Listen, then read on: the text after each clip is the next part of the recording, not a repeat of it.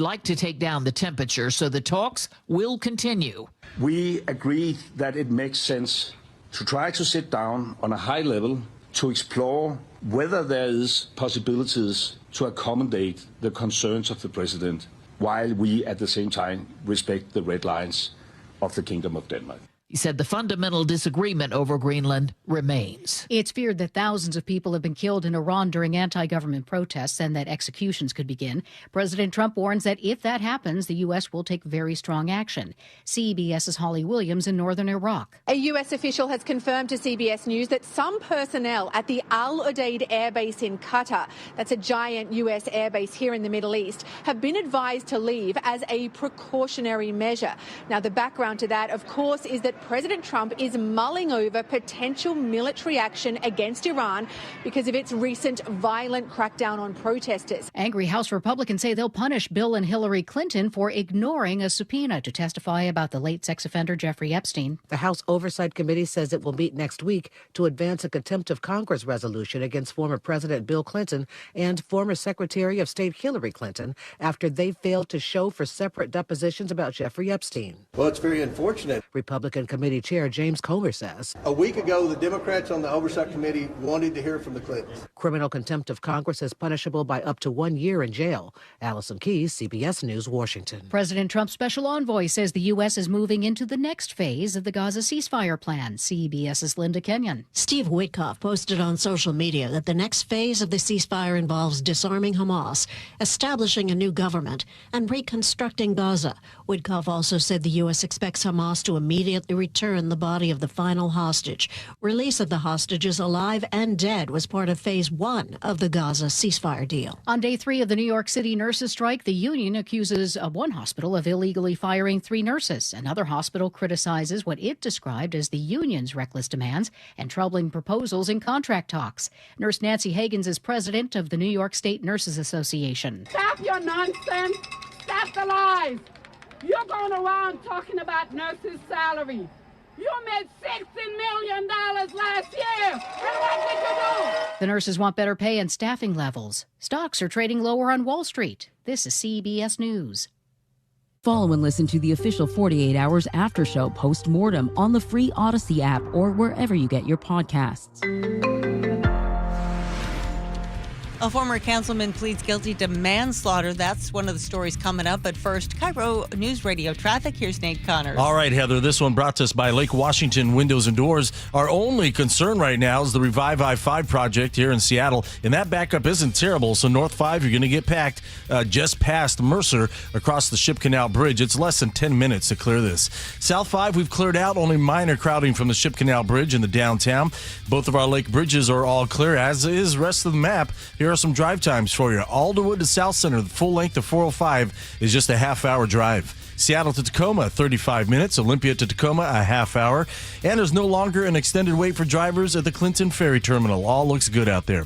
Save $600 off windows and $1,500 off doors from Lake Washington Windows and Doors. Plus, enjoy 12 months, same as cash financing. Don't wait. Visit LakeWashingtonWindows.com today. KIRO News Radio, real-time traffic. I'm Nate Connors. KIRO News Radio, 97.3 FM, Northwest News. Now, the latest from KIRO News Radio and MyNorthwest.com. Good afternoon, I'm Heather Bosch. In what is widely seen as newly elected Seattle Mayor Katie Wilson's first test on the homeless crisis, Wilson says a homeless camp in Ballard won't be cleaned up today as planned. Wilson says she's extended the deadline to see if the city can, quote, improve outcomes for the people living there. Andrea Suarez with We Heart Seattle warns. It's a ticking time bomb for the community, whether it's fires, crime, assaults, theft of all kinds. But critics say removing camps just shifts homeless people around. Wilson says she will announce plans to open more shelters soon. A former Bothell City Council member pleads guilty to first-degree manslaughter in the death of his estranged girlfriend. More from KIRO 7 TV's Samantha Lomi-Bao. Nearly 2 years after Lilia Gajvoronsky was killed in her Seattle home, former Bothell City Council member James McNeil Jr. pleaded guilty in her death. It is sad and unfortunate that the state would give such a minimal sentence for killing a whole person and destroying a whole life. Lilia's close friend, Madison Darner, is frustrated McNeil doesn't have a chance of being convicted of the initial second-degree murder charge. Instead, he pleaded down to manslaughter and assault on Tuesday. State lawmakers may change the state's 3 strikes law that sends people convicted of 3 violent crimes to prison for life. Under a proposed bill, juvenile crimes could not be counted as strikes. Melanie Roberts' grandmother was Ruth Dalton, a popular Seattle dog walker killed in a carjacking. She tells KIRO 7 TV. They're valuing and hand-holding the criminals of this state, and to hell with the victims. A guilty verdict in Dalton's case would be her killer's 3rd strike, but his first conviction, was as a juvenile. Starbucks faces a class action lawsuit from Seattle-based law firm Hagens Berman. Attorneys say the company's pledge of 100% ethical coffee sourcing is false, citing reports of degrading conditions at certified farms and contaminated water tanks. Heading to Lumen Field for a Seahawks game? Smile, you're on camera. Same thing at T-Mobile Park. The company Memento has installed cameras that can take close-up photos of fans, which you can download. CEO Austin Fletcher says plenty of fans do. You saw in the Seattle market just everybody getting those moments of crying and jumping in their friends and family's arms. You can contact Memento and ask that your photo not be used for commercial purposes. KIRO News Radio weather. Cloudy skies today with highs in the low 50s. It's 52 in downtown Seattle. I'm Heather Bosch. Your best source for local news, serving Western Washington and the world with a KIRO News Radio app. Always streaming live on your smart speakers. You're listening to KIRO News Radio, Northwest News. And now, it's time for the Jake and Spike Show on KIRO News Radio. With your hosts, Jake Skorheim and Spike O'Neill. Wheel of Co-Host! Bum, bum, bum, bum, ba-dum, bum. Hey, everybody. Welcome to the Jake and Spike Show. I'm Spike O'Neill. Sitting to my right, your left if you're watching from the YouTube channel. And if you're not, shame on you. Greg Tomlin, welcome to the show. All aboard! Happy to be here, Spike. Good to see you, my friend. You too, buddy. We have a big show planned for you today. Laura has put together the highlights from I will say, Fergalicious State of the State address. Governor Ferguson yesterday issuing his State of the State address. Betrayal is the word I'm hearing from the right and from the left. So I guess he's done a good job. When you've ticked off both political sides of the aisle, that's good leadership. Yeah, you described it as highlights. What about the low lights and the dim lights and the in between and the floodlights? Let's just jump right into that. First things first. Let's play some of the highlights from Governor Ferguson's State of the State address yesterday. As a 30,000-foot view, the governor addressed various necessities of the state, i.e., more revenue generation, as well as staking his claim, planting his flag in the liberal views of the majority of electors in the state that the actions of the Trump administration were anti-American. But let's let the governor tell you what he thought yesterday. Laura, I'll let you pick. Let's start with the optimism. Let's start there. Yeah. The state of our state remains strong. We have the 9th largest economy in the nation. We have a AAA bond rating. We dominate in space industry manufacturing. Is it nothing's wrong there? Right? He's right about all that. All the industry that's come and found a home in the state is the reason why we are pretty much recession-proof. The big 2008 recession, Washington really was insulated because of technological investment in the state and technological innovation in the state. And I think that still holds true today. We're one of the leading technological industry states, as well as medical research, which is huge in the state of Washington. We've got a lot of big businesses in this state. Is there ever a time where a governor or an executive begins a state of the state or a state of the city by saying the state of our situation is in peril? Dire. Other than when they first assume office, Dire. I guess. That's campaign you're talking about. That's campaigning. But when you're 2, 3, 4 years in, I don't think there's any other way to characterize it than it's kind of a conflict of interest. Great. No, you're right. You're not going out there and saying, hey, man, I know you just voted for me and we're the party that held power, but wow, what a circus. What a mess. When he comes out, Governor Flopsweat takes the stage right. to tell us about how bad things are. Now, that's fair. That's fair. Moving on to the governor's points, he lists the state's top priorities for improvement. To keep our growth going, let's get back to basics. Invest in our infrastructure, make our tax system more fair, and continue our progress on addressing the housing crisis. Okay, fair. And he gave us a little tip of the hand there where he's going to make our tax system more fair. And there, in air quotes. Here comes the rub, the sticking point. As the Bard says, therein lies the rub. Here comes the hammer. That's not fair, that's not right, and that's why I'm calling for something truly historic, a millionaire's tax. And what the governor was saying wasn't fair, wasn't right, was the fact that a disproportionate amount of the state's taxation responsibility falls to those who can least afford it. We have multiple billionaires, let alone millionaires in this state, and the governor feels they're not paying their fair share of taxes, which is why he's talking about that dreaded millionaire tax. So let's get into that, Greg. What do you think of the governor? First off, does the state need to tax its top earners to make up for the $9 billion budget shortfall in the state of Washington? No, it needs to spend more wisely, cut back on government compensation, and realize that the money it's taking into state coffers has surged the past 10 years, but so has spending with it. And it needs to stop flirting with these ideas of an income tax. And this is a situation where, I'm not sure a 9.9% tax on those who make more than $1 million a year is going to pass constitutional muster, and we could be headed towards a constitutional amendment, which would require 2/3 of both houses in Washington state and then a majority of voters to approve. There's really interesting polling on this, Spike, which shows that even some Republicans in the state are in favor of this tax on millionaires. Yeah, it had bipartisan support. Yes, but if you phrase the question a different way, the results get more interesting. How so? Because basically, this is all a front for a graduated framework to introduce income tax, which again has failed about 11 times over the last 96 years. Right.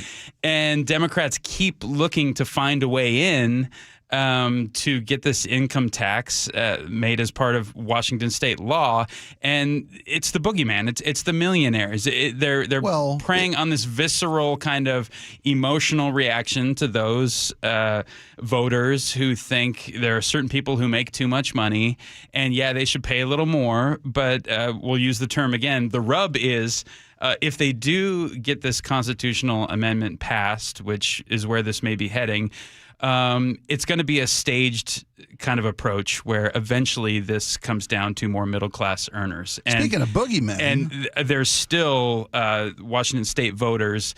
When you phrase the question that way, are you in favor of a 9.9% tax on those who make less than $100,000? It's like 35% or somewhere around there. No one's fair. 2-1 against that. Yes. Sure. So what I always hear, and I don't mean to pick on you particularly, but I hear from everybody.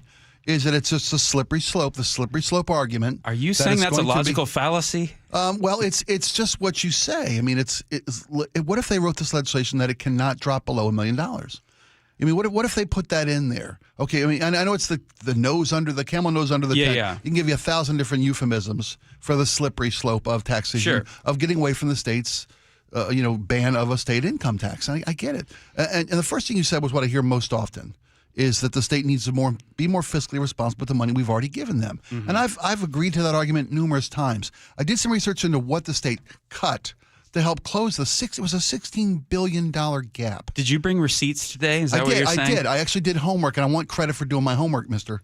I want credit. So the state had a $16 billion budget shortfall, and they went to the books and started making cuts. They cut K through 12 education. Over $1 billion was cut. They cut four-year college funding by 40%. Higher education funding was cut. Health and disability services were cut by $1 billion by the state of Washington. I can go through the list. There's many more on here. They cut state operating budgets by by close to $1 billion. So where else should the state cut? We have a healthcare crisis in the state. We have a mental health crisis in the state. We have a drug addiction crisis in the state. We have an education crisis in the state. We're making all these cuts to cover up $7 billion of a $16 billion deficit. Did they expect the governor to cut all $16 billion in the way of cutting expenses? I mean, if that's the case, I'd love to hear the valid arguments. Maybe that is the answer. The answer can't always be to just keep asking us for more and more and more and more money. But the appetite grows by what it feeds on, and that's sort of the cycle we're in, Spike, especially with Democrats controlling both chambers and the governorship right now. There's historic spending on new programs and government employee compensation. Start there. So before you move off of that, yeah. So that means you have to pay people. The bureaucracy. Well, is it too much bureaucracy? They also cut. They much. cut from agency operations across the board. Cuts were made to state agencies. Administrative efficiencies were a focal point, right? So they're making these cuts, but you say it's just too much bloat. There's more bloat to cut, and maybe that's true. I'm not saying that they've cut all the bloat they can, but that's a surgical maneuver to make sure that you're not losing effectiveness for the sake of perceived efficiency, right? When DOGE came in and started chainsawing away federal employees, I'll use that as an example because it's top of mind. It's a limited success. Limited is kind of you. It's overstating it. Backpedaling like a Tennessee Titans safety, So, I'm all for making responsible decisions about the budget, and I know that we do spend more on education and get less return, but what do you do?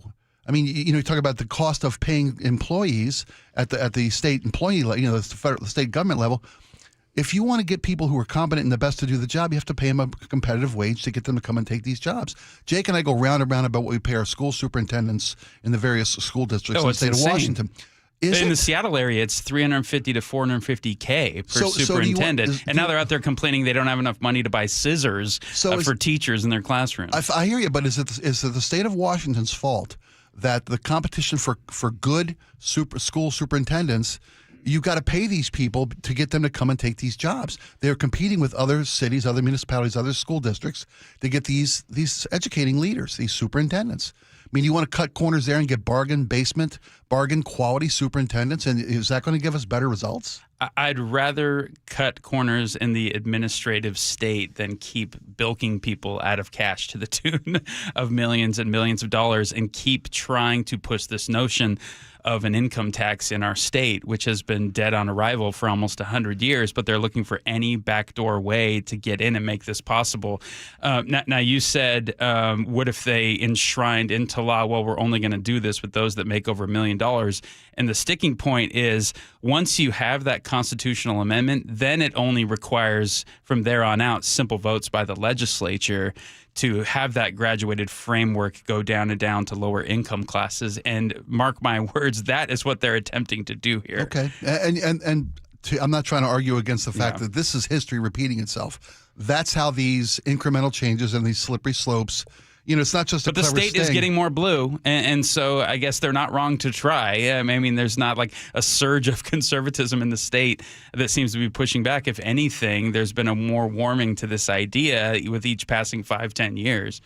I think that's fair to say. I also think we've only gotten more deep blue. But I think the state remains the blue state that it is, and I honestly think it's because the Republican Party has failed to put forth a candidate that can. This state is tired of taxation. Even the blues in the state are tired of excessive spending, of irresponsible spending, excessive taxation. I voted for Dave Reichert, but the Republican Party in Washington wouldn't back this guy. They backed it. Was it Byrd, the guy that they backed because he was a more MAGA candidate? I mean, this is a self-inflicted wound by conservatives who are saying the state's too blue, the state doesn't listen to its voters. The state's red party, was hailed to the chief over in D.C. and wouldn't back Dave Reichert, who had probably the best chance of giving us a Republican governorship in a long time. I have committed to forgetting the name of who was the sheriff from Republic who ran against Inslee the last time when Inslee got his 75th consecutive term. What was his name? Oh gosh, no, don't bother because I committed it to. I didn't want to commit it to memory. He was an absolute joke of a candidate. I remember that. Yeah. So okay, Republicans, you're right. Put forth a responsible, moderate, conservative candidate, and he'll take the state of Washington, and we can put some of this excessive taxation in the rearview mirror. What do you make of Bob Ferguson taking a decidedly different tone than he did with his first State of the State speech in last January? Some were calling him a bit of a maverick in tone and in rhetoric. Now, actions are a decidedly different thing, but this year it seems like he's fallen in line more with Democrat talking points. So what do you make of that about face? Do you think he was just trying to make some bad faith with overtures to more independent or middle right leaning people in the state last year with no real legs or teeth behind it? I think I don't know what's in his heart and his mind. I know what he comes forth with. I think I would like to think, and I've always fought on the side of faith and optimism. I'm a chronic optimist. I think the governor said, let's be more fiscally responsible. Let's not always dip into the pocket.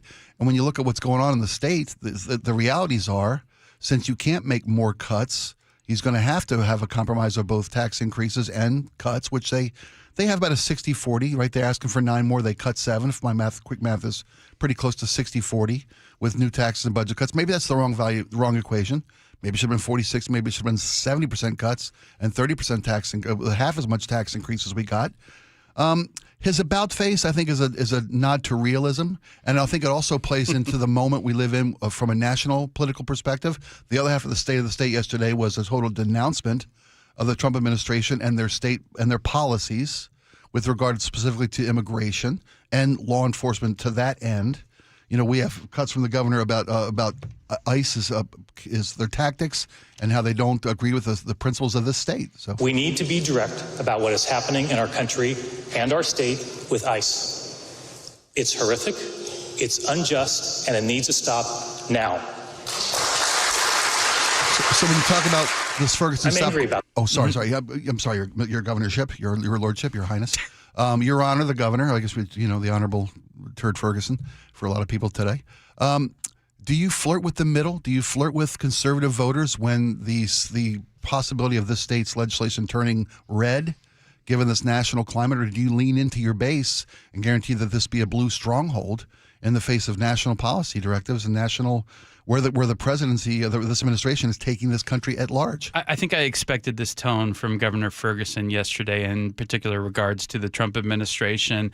And it's dealing with immigration enforcement, given what we saw in Minneapolis and some of the anti-ICE fervor and villainization of that federal law enforcement apparatus. My question to you, Spike, though, is I know it feels good to deliver those talking points and their applause lines for the base and his base constituency.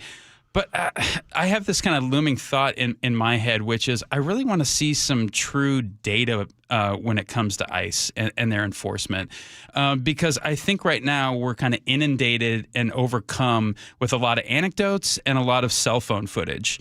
And if we've learned anything in the last 5-10 years where everybody has a 4K camera in their pocket is out of context videos of the moment of a scary situation or a hairy situation with law enforcement often are taken at face value and without the full scope of evidence and context. I was watching a mainstream news outlet this morning, and again, the theme of the morning was how awful ICE is everywhere, and they put together a collage that lasted about a minute and a half, and there was probably 20 videos that people had taken with their smartphone of people interacting with ICE. And they were all negative, right? It was like ICE pulling somebody out of a car, ICE wrestling someone to the ground. ICE harassing a photographer, but what was so frustrating for me watching this, Spike, is all that is meant to do is engender rage in the viewer. We have no idea the context of the interactions that lead up to the point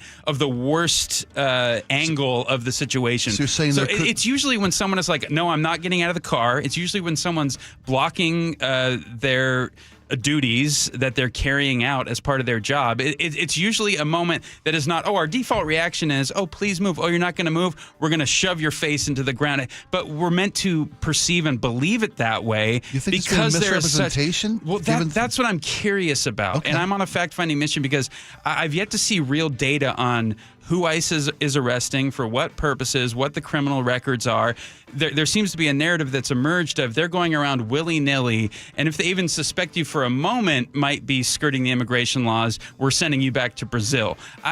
Can we get some real data on this so we can form real opinions instead of just emoting by what we see from the news media and cell phone footage? That's what's frustrating to me. That's a responsible request that we're making a national decision about who we are as a country moving for what's the best policy to deal with an immigration crisis in this country. That's fair. So you're like, what about all the good things ICE is doing? It's literally what we're asking for. How about all the and on balance, is it mostly bad? I don't know, but I'm not going to determine that from getting enraged from a video that's shown 20 times on I think the fact that we could show you literally 20 without batting an eye of these overreaches or excessive use of force. We could do the same thing with local cops, though, and their interactions with people when they're disobeying law enforcement and they wrestle some guy to the ground. And if you saw it 30 times from 30 different people, you go, man, our law enforcement is out of control. This is enraging. It reminds me of the national campaign from the Department of Homeland Security where we anecdotally list 3, 4, 5, 7 guys who are illegal immigrants who commit violent crimes to paint all immigrants as these violent illegals. I don't like it from either side. Either side, fair is fair. No, that's a great point. I appreciate that. We're off and running. Greg Tomlin in for Jake Skorheim. I'm Spike O'Neill. When we come back to the Jake and Spike show, let me find my notes here. Oh, we're going to have our own Luke Ducey's going to come in because if you think we're having a tough day, when you hear what our new mayor is going through. Katie Wilson's administration is off to a roaring start. We'll have the details when we come back. Seattle's Morning News, weekday mornings 6 to 9. Congressman Adam Smith, the ranking member on the House Armed Services Committee, situation in Minneapolis. I think this is just the obvious and terrible outcome of the way Trump has approached law enforcement. There seems to be no accountability, and the message going out is do what you got to do. There are no rules. There will be no accountability. Watch the full interview and subscribe to KIRO News Radio on YouTube. Start the new year taking active liver supplements from New Nordic. Online at Amazon or NewNordicUSA.com or at CVS, ShopRite, Meijer Grocery, or Wegmans. Eric Johnson here. I spent the past 30 years working to help make our community better. Better informed, better protected when it comes to consumer issues, and better equipped to take on whatever life throws at us. That's why I love the free Washington Accident book series from Davis Law Group.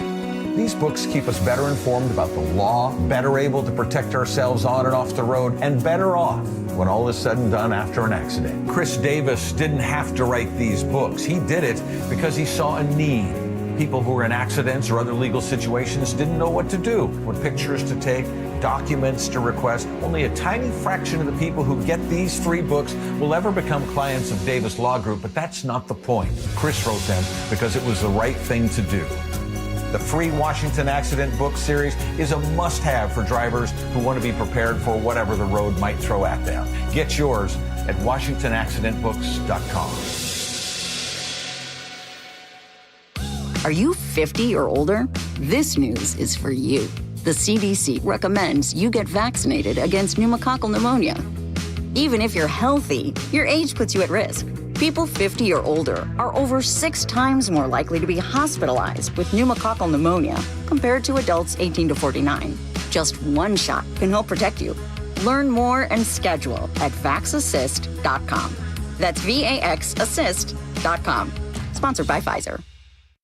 Tired of hearing scary radio ads about the IRS? Tax Relief Advocates is different. TRA is here to tell you that if you owe money to the IRS, whether it's $5,000 or $500,000, we have a solution. TRA can eliminate or reduce what you owe to the IRS with zero risk to you. We have over 1,000 5-star reviews on Google and an A+ with a BBB. End your tax nightmare today by visiting TRA.com or call 800-583-6681. That's 800-583-6681. You gave years, maybe decades to your job. You showed up, worked hard, and planned for retirement. But now the company's changed, or maybe you've taken a buyout or been forced into early retirement. So what happens next? I'm Jeff Jr., founder of Trajan Wealth. And if you've built up a 401k or thrift savings plan, now is the time to ask, is that money really working for you? Many workplace retirement plans offer limited options and even less guidance. At Trajan Wealth, we help people just like you roll over their accounts into IRAs with more flexibility and personalized investment strategies built around your goals. For households with $500,000 or more,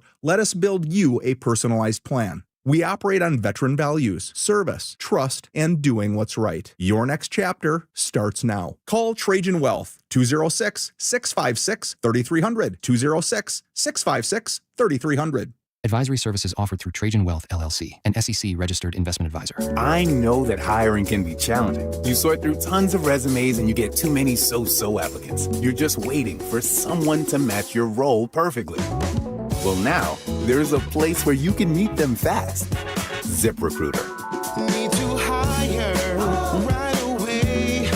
Start your search for strong candidates. The right fit awaits. Build your team, build it sooner.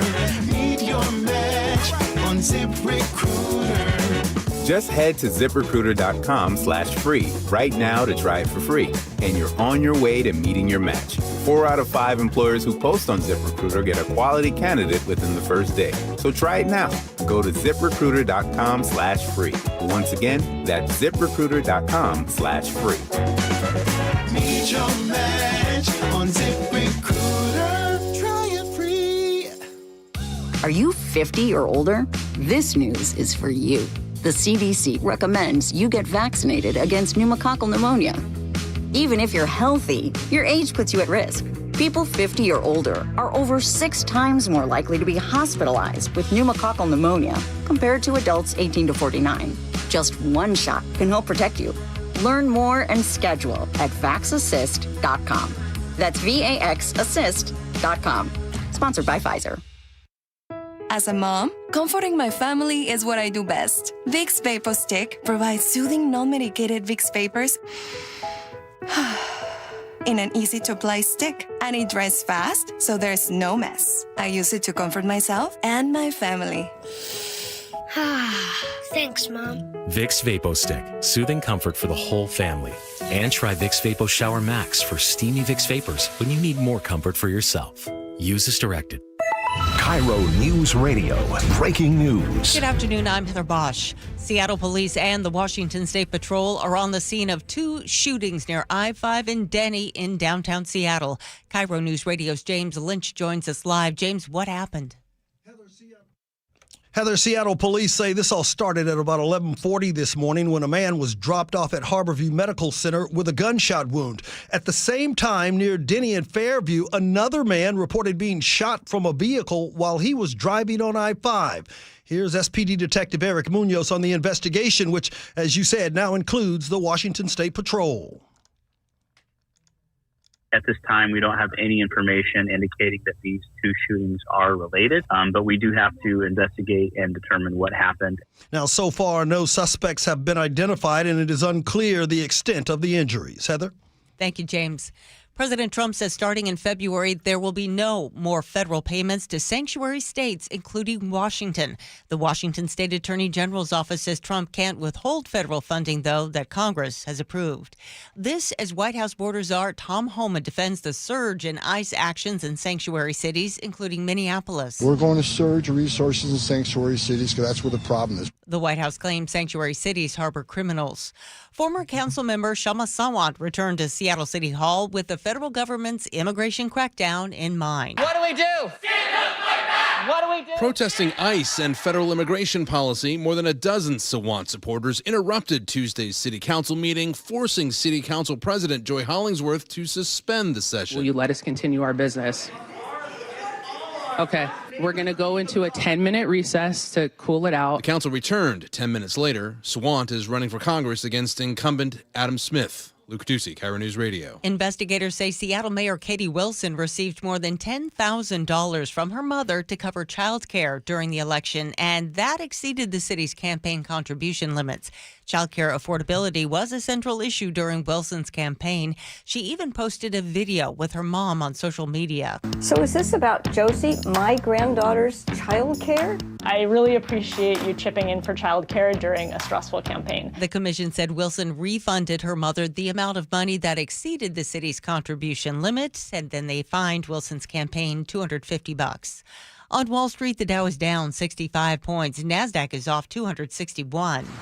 KIRO News Radio traffic. Here's Nate Connors. All right, Heather, that police investigation now at Fairview and Denny Way has all lanes of Denny Way blocked right at that Fairview intersection. So Denny Way right now, you're backed up onto Capitol Hill. And as you can imagine, all the surrounding streets in that area are jammed up as well. You'll need to avoid this area while that investigation continues. Everywhere else looking pretty good. That Revive I-5 here in Seattle just has a minor backup. North 5 just past Mercer across the Ship Canal Bridge. It's only 7 minutes to clear this backup and then is wide open for you. South 5 a little crowded from Lake City Way in the downtown. It's still just a 15-minute trip from Linwood to Seattle. And we've got brief backups at the First Avenue South Bridge right now from a recent closure for marine traffic. KIRO News Radio, real-time traffic. I'm Nate Connors. KIRO News Radio weather. Cloudy skies with highs in the low 50s today. It's 52 in downtown Seattle. I'm Heather Bosch. Your best source for local news. You're listening to KIRO News Radio, Northwest News.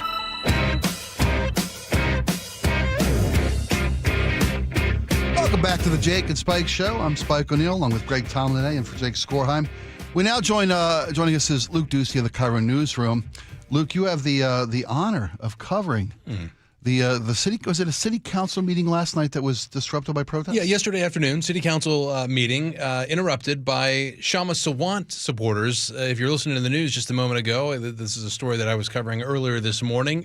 So she returned, the former city councilwoman, to Seattle City Hall Tuesday afternoon, and the chaos ensued and followed her as well. So they were protesting. Her campaign was there because her supporters were all wearing Sawant for Congress T-shirts. They were protesting immigration enforcement. So, call it a campaign stunt, a demonstration, a protest, whatever you want. Here's what it sounded like at yesterday afternoon's city council meeting. ICE out now!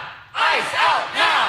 ICE out now! ICE out now! And as you heard the chime there, the chanting lasted beyond the cutoff time for the public speaking They had orchestrated public speaking that was designated allotted time for public speaking. Yeah. And so did a lot of the comments from the dozens of Sawant supporters, again, wearing Sawant for Congress T-shirts. So this was obviously politically motivated by the campaign as well. They were there to demand that City Council take more action to stop ICE agents and President Trump's immigration policies. But finally, it got to be too much at one point. Here was Council President Joy Hollingsworth. You heard a little bit of this a moment ago in the news clip with Heather. This actually lasted much longer, like minutes and minutes. But here's a good 20 seconds or so where she's trying to get the Sawant's team to allow the meeting to continue. She said, I'll talk to you after the meeting, but she finally just had to shut it down. Will you let us continue our business? And I'll tell you our plan after the meeting. Will you let us continue our business? Okay. So right now, Mr. Dean, we're going to go into recess. We're going to go into a 10-minute recess to cool it out, and I'll judge and see if we can come back here. If not, we'll finish the council business in my office. Thank you so much. Recess. And they went into recess. And they came out 10 minutes later and finished the council meeting, which had a really short agenda, but still. Sure. So you shut said things down. There was a few dozen protesters there. A couple dozen. What about security on scene? Did you hear Hollingsworth say Dean right there? I think that was her talking to, you couldn't see them on camera, but that was her talking to the security. So they did show up after a while, after the public comment was over, and they wouldn't stop interrupting proceedings. So they came, and Hollingsworth said, no, stop right there, security. We're just having a discussion. And she was trying her best for minutes to say, hey, look, let's talk about this some other time. Here's my hours. Here's my staff right over there. Let's coordinate with them. I'm going to stick around after the meeting as well. And, if Sawant and her crew got the conversation they hoped to have with the city council president after the city council meeting was over, and that was the intent? Or was it just publicity? Was it a campaign stunt to launch and get media attention for Sawant for Congress? Probably both. Certainly this was a stunt, knowing that they're on camera there in City Hall, and this is not the first time something like this has happened with Sawant's campaign. I mean, she's running for Congress against Representative Adam Smith. It's not the first kind of tactic. It's not new to that campaign. Back in August, 3 people associated with her campaign were arrested, supporters who took over the stage in an Adam Smith town hall meeting in Renton. They had to kind of cancel that meeting last second. There were 3 arrests. There were 9 protesters that took over the stage. I don't know if they did, in fact, or what the content of the meeting afterwards or after the meeting took Once place. the scheduled city council meeting concluded, was time allotted to hear their concerns. And what's their main critique of the council? Because I don't think there's exactly a lot of Trump sympathizers there on the respective. They're not bench, outraged right? enough. It seems to me they're not outraged. They're not outraged enough. Is that their main? The message was do more. There is more that you can do as a sanctuary city as far as enacting policies and getting tough and tougher in their minds and their opinions on the Trump administration and immigration policy. They're already non-cooperating with ICE, which makes us a sanctuary city by definition, if I got it correct, right? They're now proposing legislation that law enforcement cannot cover their faces, or federal or state or local law enforcement can't cover their faces when conducting their operations. Correct. Do we know anything more that they want them to do? Did they make any of their requests for more action? Were those made known by the Sawant contingent? And there's an organization, there's an acronym, SAARPR, which is, and I had it in here a second ago. Where is this thing? It's a great acronym. I'm sorry, I apologize. I'm fishing all over the place for it. But they've got goals to help protect minority communities in the city, which they are feeling being abused by and targeted and harassed by these policies of the Trump administration. Yeah, and there's state laws as well. So there's a state law already in place that's designed to kick in if ICE disrupts a family or I can't remember the name of that act as well. But the Governor Ferguson signed it into law, which supports families immediately and helps them out.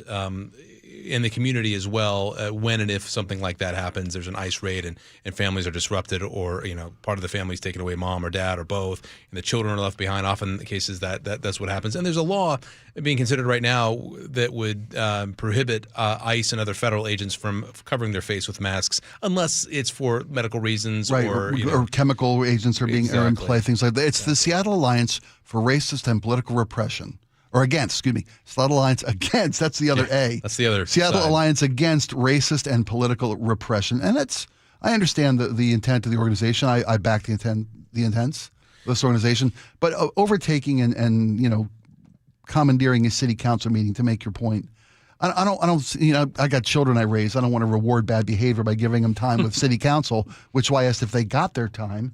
Because if that's all it takes to get a personal, meeting with the city council president to address the grievances outside the public forum of allotted time for public comments, well, then here comes would every the day. council president have just as much patience with someone who is coming from a different ideological perspective, as they seem to show a lot of restraint here with these agitators, disruptors, and rabble-rousers? Luke, did you get the impression that this is a one-off, or that you can expect more demonstrations like this to come? Were there promises to return, or was it just kind of, we're going to make this statement right now and we set our piece, or are they fired up, ready to go for more? I think the answer to that question is that there's two. If I were a betting person, and I am oftentimes, I would bet that it's not over. But number two, whenever you have this is a campaign as well as a movement in idea.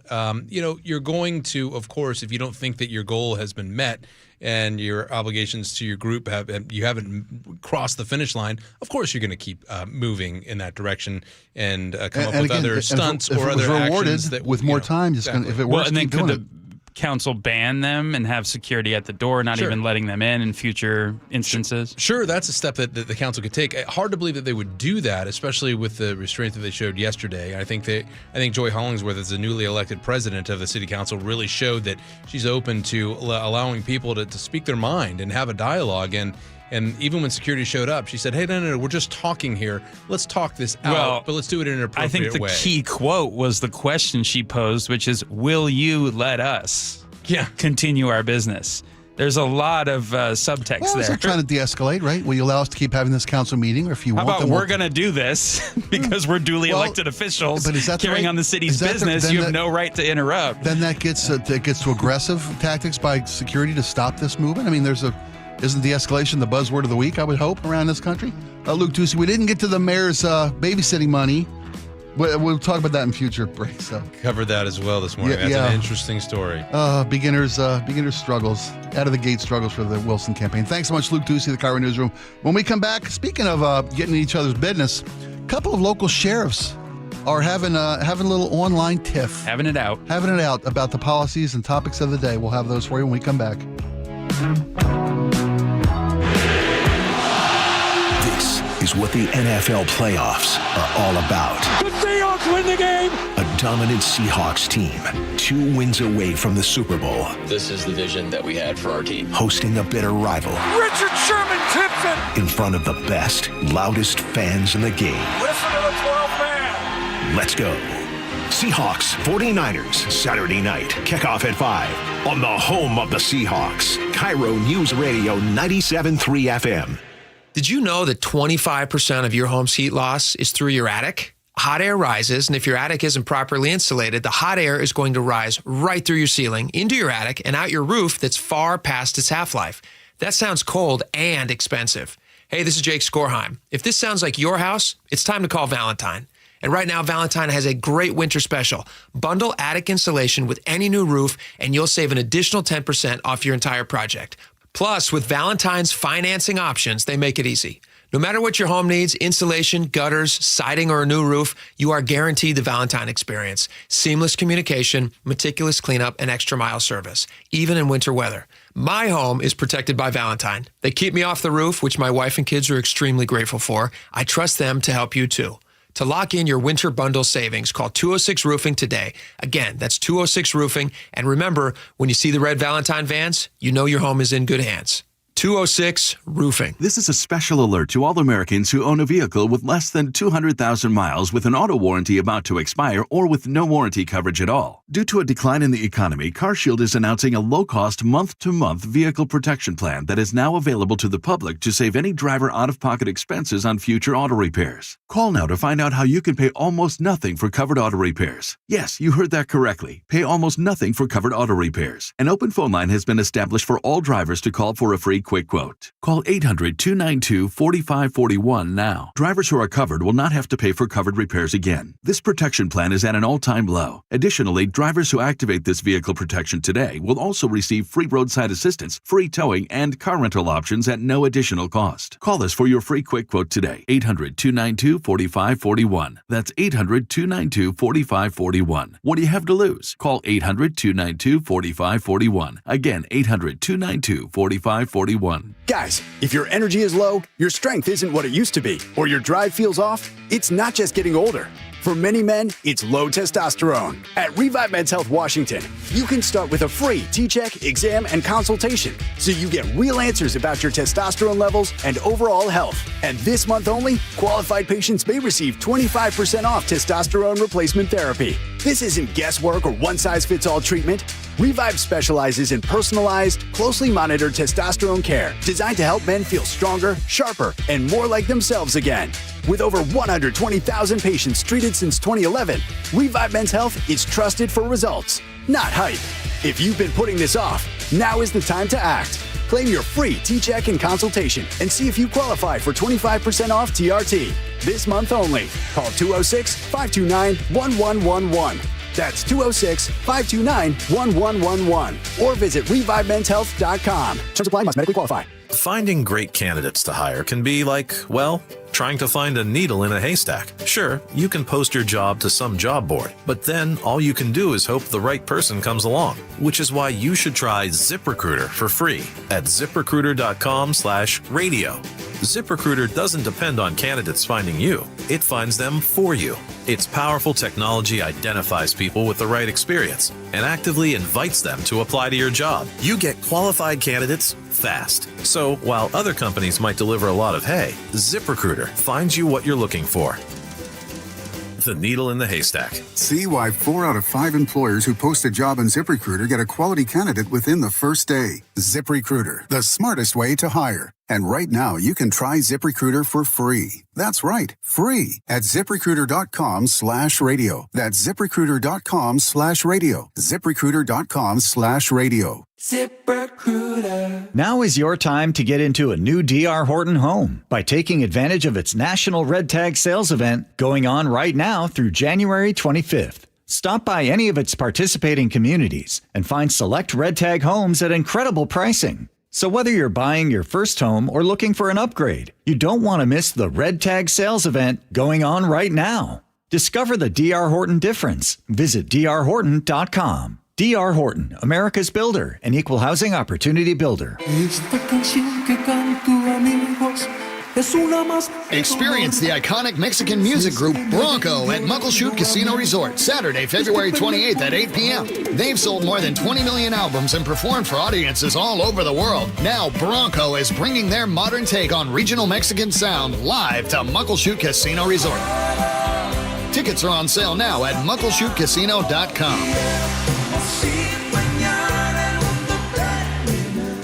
Hey there, Dawn Riling with Olympic Hot Tub. It's our clearance savings spectacular, and you don't want to miss it. We're slashing prices on all 2025 hot tubs, saunas, and swim spas. Even bigger savings on floor models ready for delivery. And here's the best part, 0% interest financing through 2031. That's right, no interest for 5 years. Ends January 25th. OlympicHotTub.com. Better you, better life.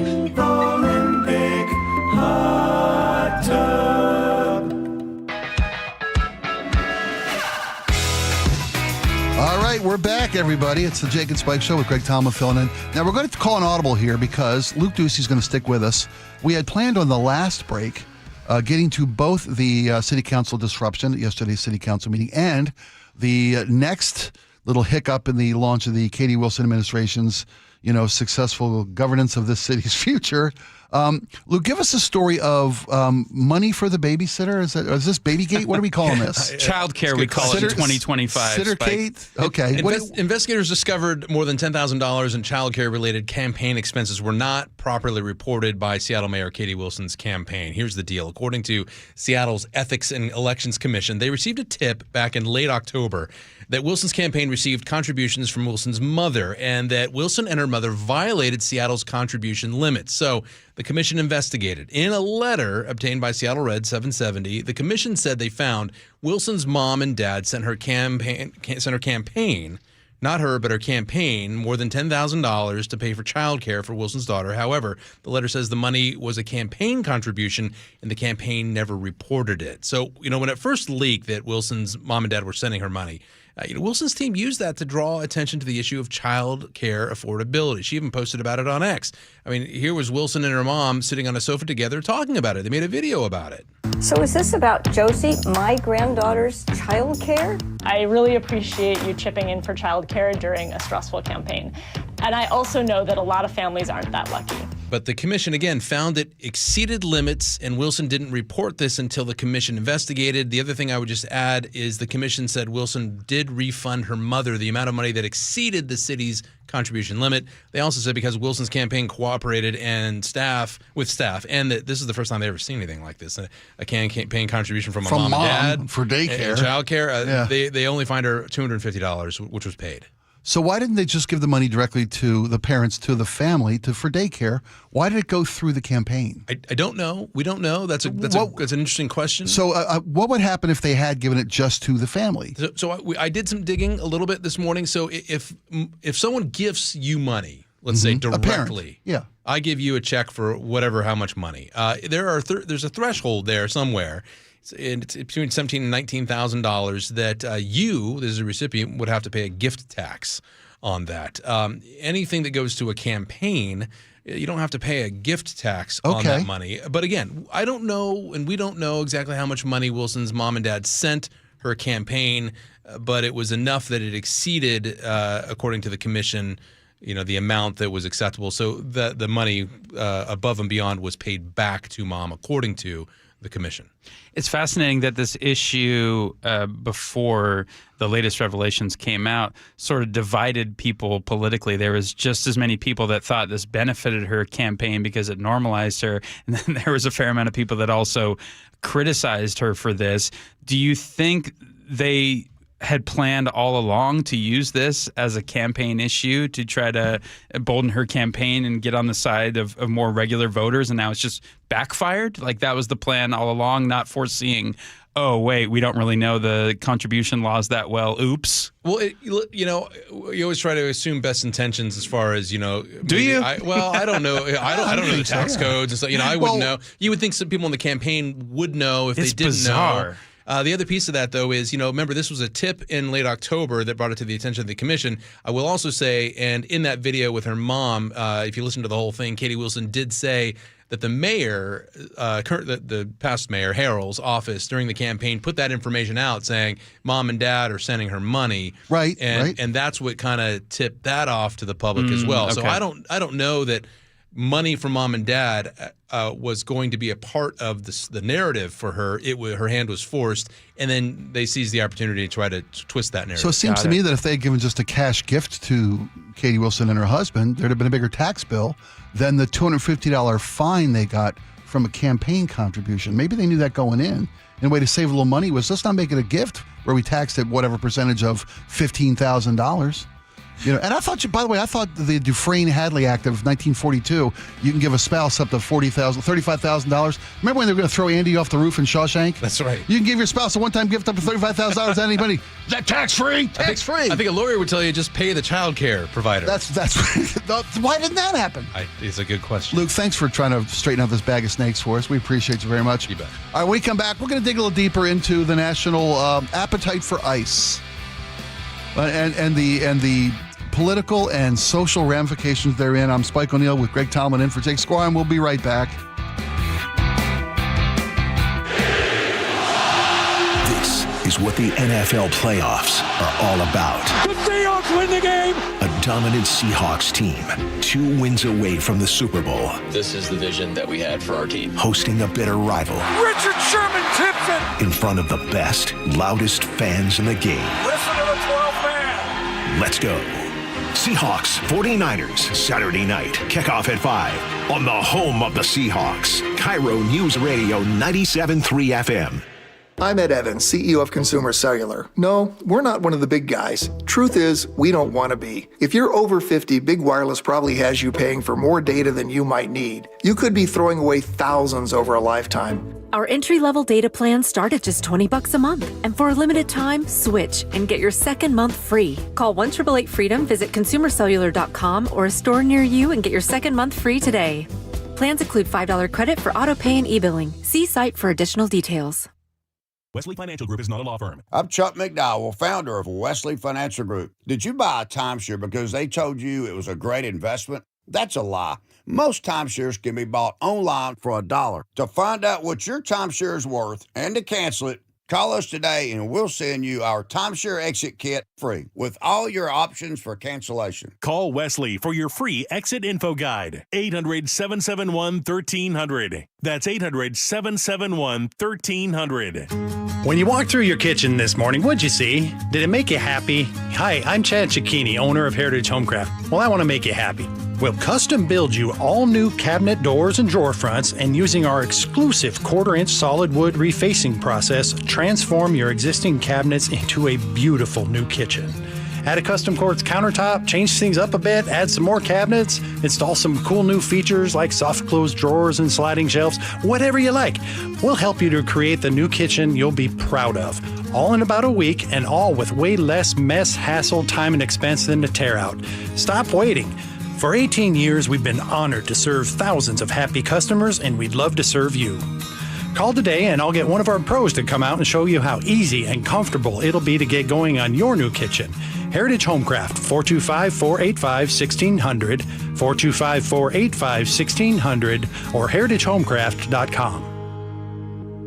Doctors King and Kopstein from K2 Vision. If you're over 50 and you've been diagnosed with a cataract, or your vision is changing as you're developing an early cataract, you could be a perfect candidate for K2 Vision RLE. It's inevitable. At some point, typically in your 60s or 70s, you'll have a dysfunctional lens that eventually becomes a cataract. To restore your vision, you will someday need a procedure such as refractive lens exchange. The question is, are you done with glasses? Do you want to spend your good, active years hassling with changing prescriptions and needing readers? K2 Vision RLE can give you great vision now, permanently, and you'll never develop that cataract. The procedure is quick and painless, and our state-of-the-art custom lens technologies give highly predictable outcomes. K2 Vision surgeons have performed nearly 100,000 procedures. We know when RLE is right for you. Find out. Schedule a free Zoom consultation at k2visionrle.com. K2 Vision RLE. No glasses, no contacts, no readers.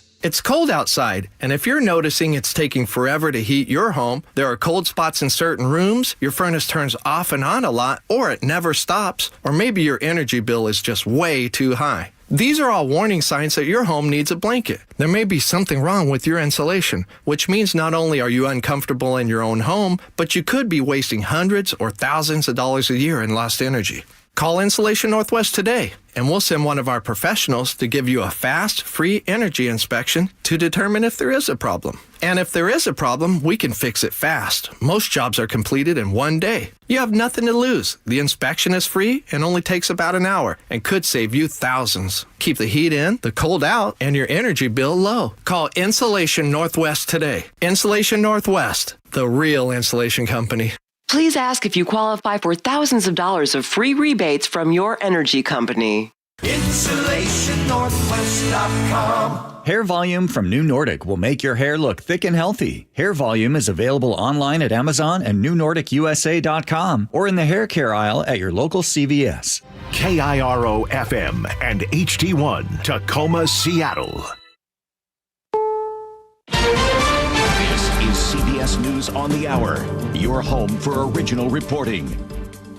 I'm Jennifer Kuiper. President Trump says the Iranian government has stopped its crackdown on protesters. We've been told that the killing in Iran is stopping. President Trump speaking in the Oval Office before signing an executive order restoring whole milk in the schools. And there's no plan for executions or execution. The president in recent days has said help is on the way for protesters in Iran, while hundreds, perhaps thousands, have been killed. Also in recent days, the Iranian regime had said it would begin hangings of protesters. Linda Kenyon, CBS News, the White House. Denmark Foreign Minister Lars Løkke Rasmussen speaks after a meeting with Vice President J.D. Vance and Secretary of State Marco Rubio over President Trump's desire to acquire Greenland. Rasmussen says that the U.S. and Denmark have to agree to disagree. We had what I will describe as a frank but also constructive discussion. The discussions focused on how to ensure the long-term security in Greenland. And here our perspectives continue to differ, I must say. President Trump tells reporters, I spoke with, as you know, Mark, the head of NATO, and he really wants to see something happen. It's very important for national security. Germany's defense ministry says it will send troops to Greenland along with other European countries. Several lawmakers on Capitol Hill are calling for the impeachment of Homeland Security Secretary Kristi Noem over increasingly violent interactions with ICE in cities, including Minneapolis. CBS's Allison Keyes explains. Democratic Illinois Representative Robin Kelly has introduced 3 articles of impeachment against Homeland Security Secretary Kristi Noem, saying Noem has brought her reign of terror from Chicagoland to L.A. to Minneapolis. She needs to be held accountable for her actions. Complaints against Noem have escalated since the ICE killing of a Minneapolis woman, but Noem says the woman committed an act of domestic terrorism. Allison Keyes, CBS News, Washington. The National Transportation Safety Board, investigating last year's crash of a UPS cargo plane shortly after takeoff in Louisville, says a part that broke on that plane failed 4 times on a different aircraft years ago. 3 crew on the plane and 12 people on the ground died. Federal authorities have targeted a reporter for the Washington Post. More on that from CBS's Jim Krasula. The Post says journalist Hannah Daytonson had a phone, 2 laptops, and a watch seized by agents at her Virginia home. An FBI affidavit says the search was related to an investigation into a system administrator in Maryland who authorities believe took home classified reports. Stocks fell on Wall Street. The Dow closed down 42 points. This is CBS News. Follow and listen to CBS News Roundup on the free Odyssey app or wherever you get your podcasts. 2 shootings in Seattle, the latest coming up. But first, KIRO News Radio traffic. Here's Nate Connors. All right, Heather. In fact, when it comes to traffic, all the action is right here in Seattle. One of them involves that shooting. We've got this active investigation blocking all lanes at Denny Way at Fairview. This is just west of the freeway. Denny Way, you're backed up across the freeway onto Capitol Hill. An option for you to get into downtown is Olive Way. North 5, we're heavy from Mercer across the Ship Canal Bridge because of Revive I-5. Plan on 10 minutes to clear this. South 5, just a little crowded from Lake City Way into downtown. All of our open passes right now look great. Sunny and no restrictions across all of them. In fact, temps are in the 50s over Stevens and Snoqualmie right now. KIRO News Radio, real-time traffic. I'm Nate Connors. KIRO News Radio 97.3 FM Northwest News. Now, the latest from KIRO News Radio and mynorthwest.com. Good afternoon, I'm Heather Bosch. At least one shooter is on the loose in Seattle, and police say there could be more following two shootings that have happened late this morning. Police say the first victim was dropped off at Harborview Medical Center with a gunshot wound and has been uncooperative. At nearly the same time, a second victim called 911 reporting he had been shot from another car while driving on I-5. SPD Detective Eric Munoz says it is unclear whether the two shootings are related. As at least one shooting happened on I-5, the Washington State Patrol is expected to take the lead in the investigation. James Lynch, KIRO News Radio. A 58-year-old former Bothell City Council member has pleaded guilty to first-degree manslaughter in the death of his 20-year-old estranged girlfriend. Lilia Gajvoronsky was strangled in her apartment in April of 2024. Her friend tells KIRO 7 TV. She's a victim, Lilia, of domestic violence. Lily was silenced. So many women are. Prosecutors are asking for more than 10 years in prison when James McNeil is sentenced. A major change could be coming for Washington State's 3 strikes law, which sends people to prison for life if they're convicted of 3 violent crimes. KIRO 7 TV's Brandon Thompson says there is pushback, though. Melanie Roberts, the granddaughter of Ruth Dalton, who was killed in Madison Park in the summer of 2024, speaks out to lawmakers against a proposed change to the 3 strikes law. The person who murdered her is an 8-time felon with a history going back to 91. The man accused of killing Dalton, Jamad Haynes, was a minor at the time of the first strike. The proposed change would require a review of any violent offenses that count as strikes if it was committed by a juvenile and have those people resentenced. Supporters say teenagers' brains are not fully developed and that people of color are disproportionately convicted as juveniles. Heading to Lumen Field for a Seahawks game? Smile, you're on camera. Same thing at T-Mobile Park. KIRO 7 TV's Jake Chapman explains. The company Memento installed cameras back in 2023 at Lumen Field. CEO Austin Fletcher says the photos are free to download. Those are moments people want to relive. And while some fans like the idea, if it's happened and hopefully I'm looking good, hopefully I got a haircut and something while they get me, others are a little less excited. I think a lot of people in this day and age are worried about their personal likenesses being put into AI engines when it's that specific close-up. You can contact Memento and ask that your photo not be used for commercial purposes. KIRO News Radio weather, cloudy skies today with highs in the low 50s. It's 54 in downtown Seattle. I'm Heather Bosch. Your best source for local news, serving Western Washington and the world with a KIRO News Radio app. Always streaming live on your smart speakers. You're listening to KIRO News Radio, Northwest News. And now, it's time for the Jake and Spike Show on KIRO News Radio with your hosts, Jake Skorheim and Spike O'Neill. Welcome back to the Jake and Spike Show. Glad you're with us today. I'm Spike O'Neill. If you want to watch us on YouTube, the Jake and Spike Show YouTube channel is available for you. You can watch Greg Tomlin and I. Greg Tomlin's in for Jake Skorheim today. You can watch us have our conversations. You can take part in the online chat. Text the station anytime you want, 888-973-5476. We'd love to hear your take on these various topics that we're going to discuss in the first hour and now the next two as we move forward. We're going to talk a little bit about ICE right now. Greg, you brought up a great point earlier in the show about how there's a polling out now that say 51% of Americans think ICE makes their cities less safe. I saw that, yeah. Is this perception deserved, was a question you asked. We see these anecdotal videos, and they are numerous. They're from multiple cities. We're watching one now on cable news in this very room. Given the tragic events of just a week ago, I think news is cyclical, and that right now ICE's tactics are the top of conversation no matter where you go and who you're talking to. So, is ICE getting a fair representation of the work that they do? And you asked, are there statistics on ICE's arrests? How many of these arrests are unwarranted? Not like, do you have a warrant? Because I think all of them, may be unwarranted. Because there's various questions about what specific authorization does ICE have. I've seen strong legal minds on both sides of the argument, arguing why ICE has the rights and the authority to stop American citizens and detain people who are, protesters or recorders, video recorders, witnesses to these tactics being used by ICE. I've also seen arguments that ICE has no jurisdiction whatsoever in criminal matters involving American citizens. ICE, for example, of the woman in Minnesota, Renee Good, who was shot and killed. with an interaction, altercation with ICE officials, ICE agents, I should say, not officials. But I've seen arguments that they have no right to order her from her vehicle, to arrest her for blocking, even obstructing their process.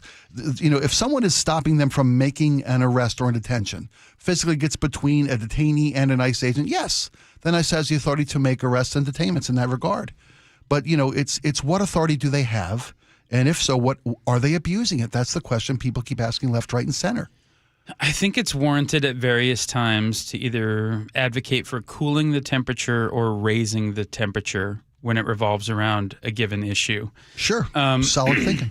But I think in this day and age, where outrage has been monetized, absolutely, by big tech, and where outrage fuels clickbait and engagement and getting people addicted to things, I think generally speaking, one of the behaviors that I want to reflect with the responsibility I have of being on the air and the privilege of talking about the news is generally trying to cool the temperature more, irrespective of unique situations, right? Just taking a bird's eye view of everything. So whether it's ICE videos that we see played on repeat throughout the day on cable news or our social media feeds and the algorithm, or if it's selective videos taken by independent journalists who are out and about in Minnesota trying to film daycare centers and getting people to form narratives based upon his own opinion or views.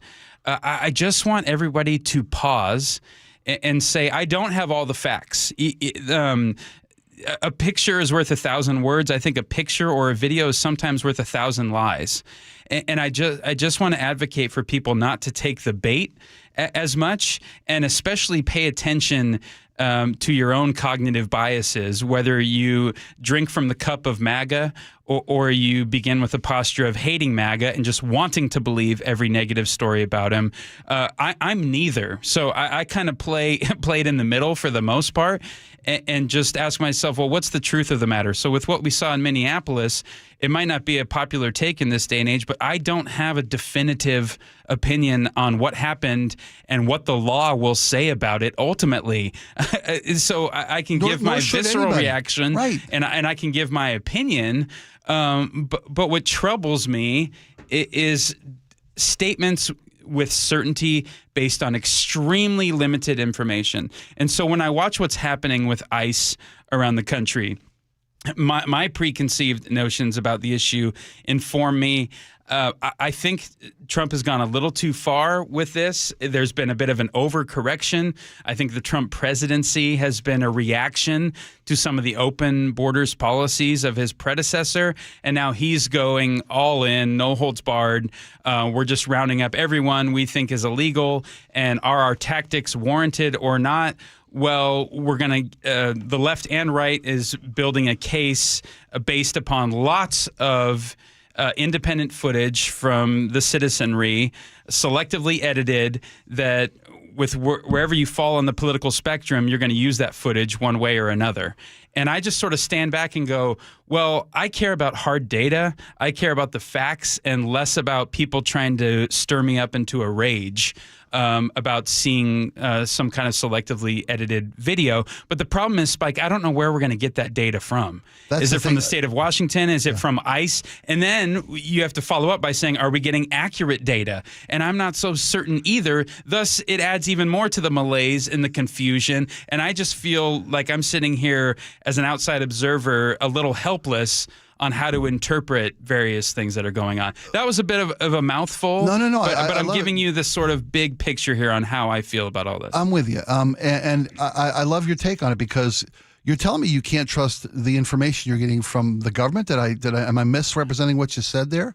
I mean, do we trust the numbers from ICE? ICE is telling us they've made nearly 330,000 arrests. 330,000? 330 arrests and detentions, I should say, ICE has made. Well, if there are 11 million illegal immigrants in the U.S., and we're going to get to this topic of sanctuary cities in a little bit, and more than 50% of them are in the 100 sanctuary cities in the U.S., That's a believable number that they've detained 330. Now, you might say that's a little over the top, but others might beg to differ. Yeah, it's that number is not what I would have an issue with.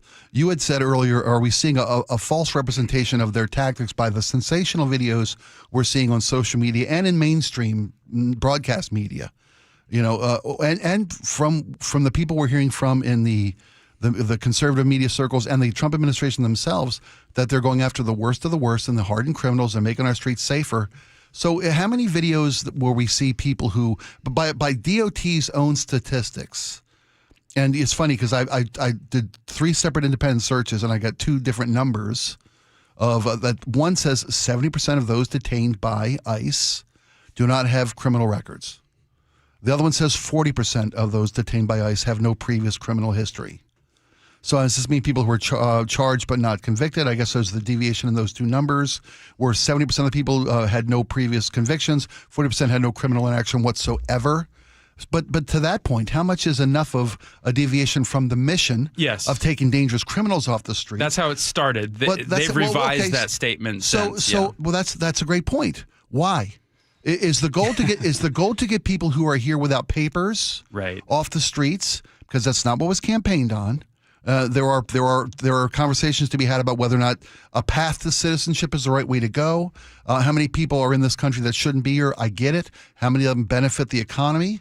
How much of the economy struggles when these people are rounded up and detained? How much of their tax spending? People who are here illegally who don't pay federal taxes still buy things, still buy gas, still buy food, still buy groceries, still pay taxes. So there's an economic impact when you take these people out of the economy. Yeah, no doubt. So to my point being, but you had asked about, are we getting a fair representation of ISIS tactics by the sensational videos that we keep seeing again and again and again? How many examples is an acceptable number?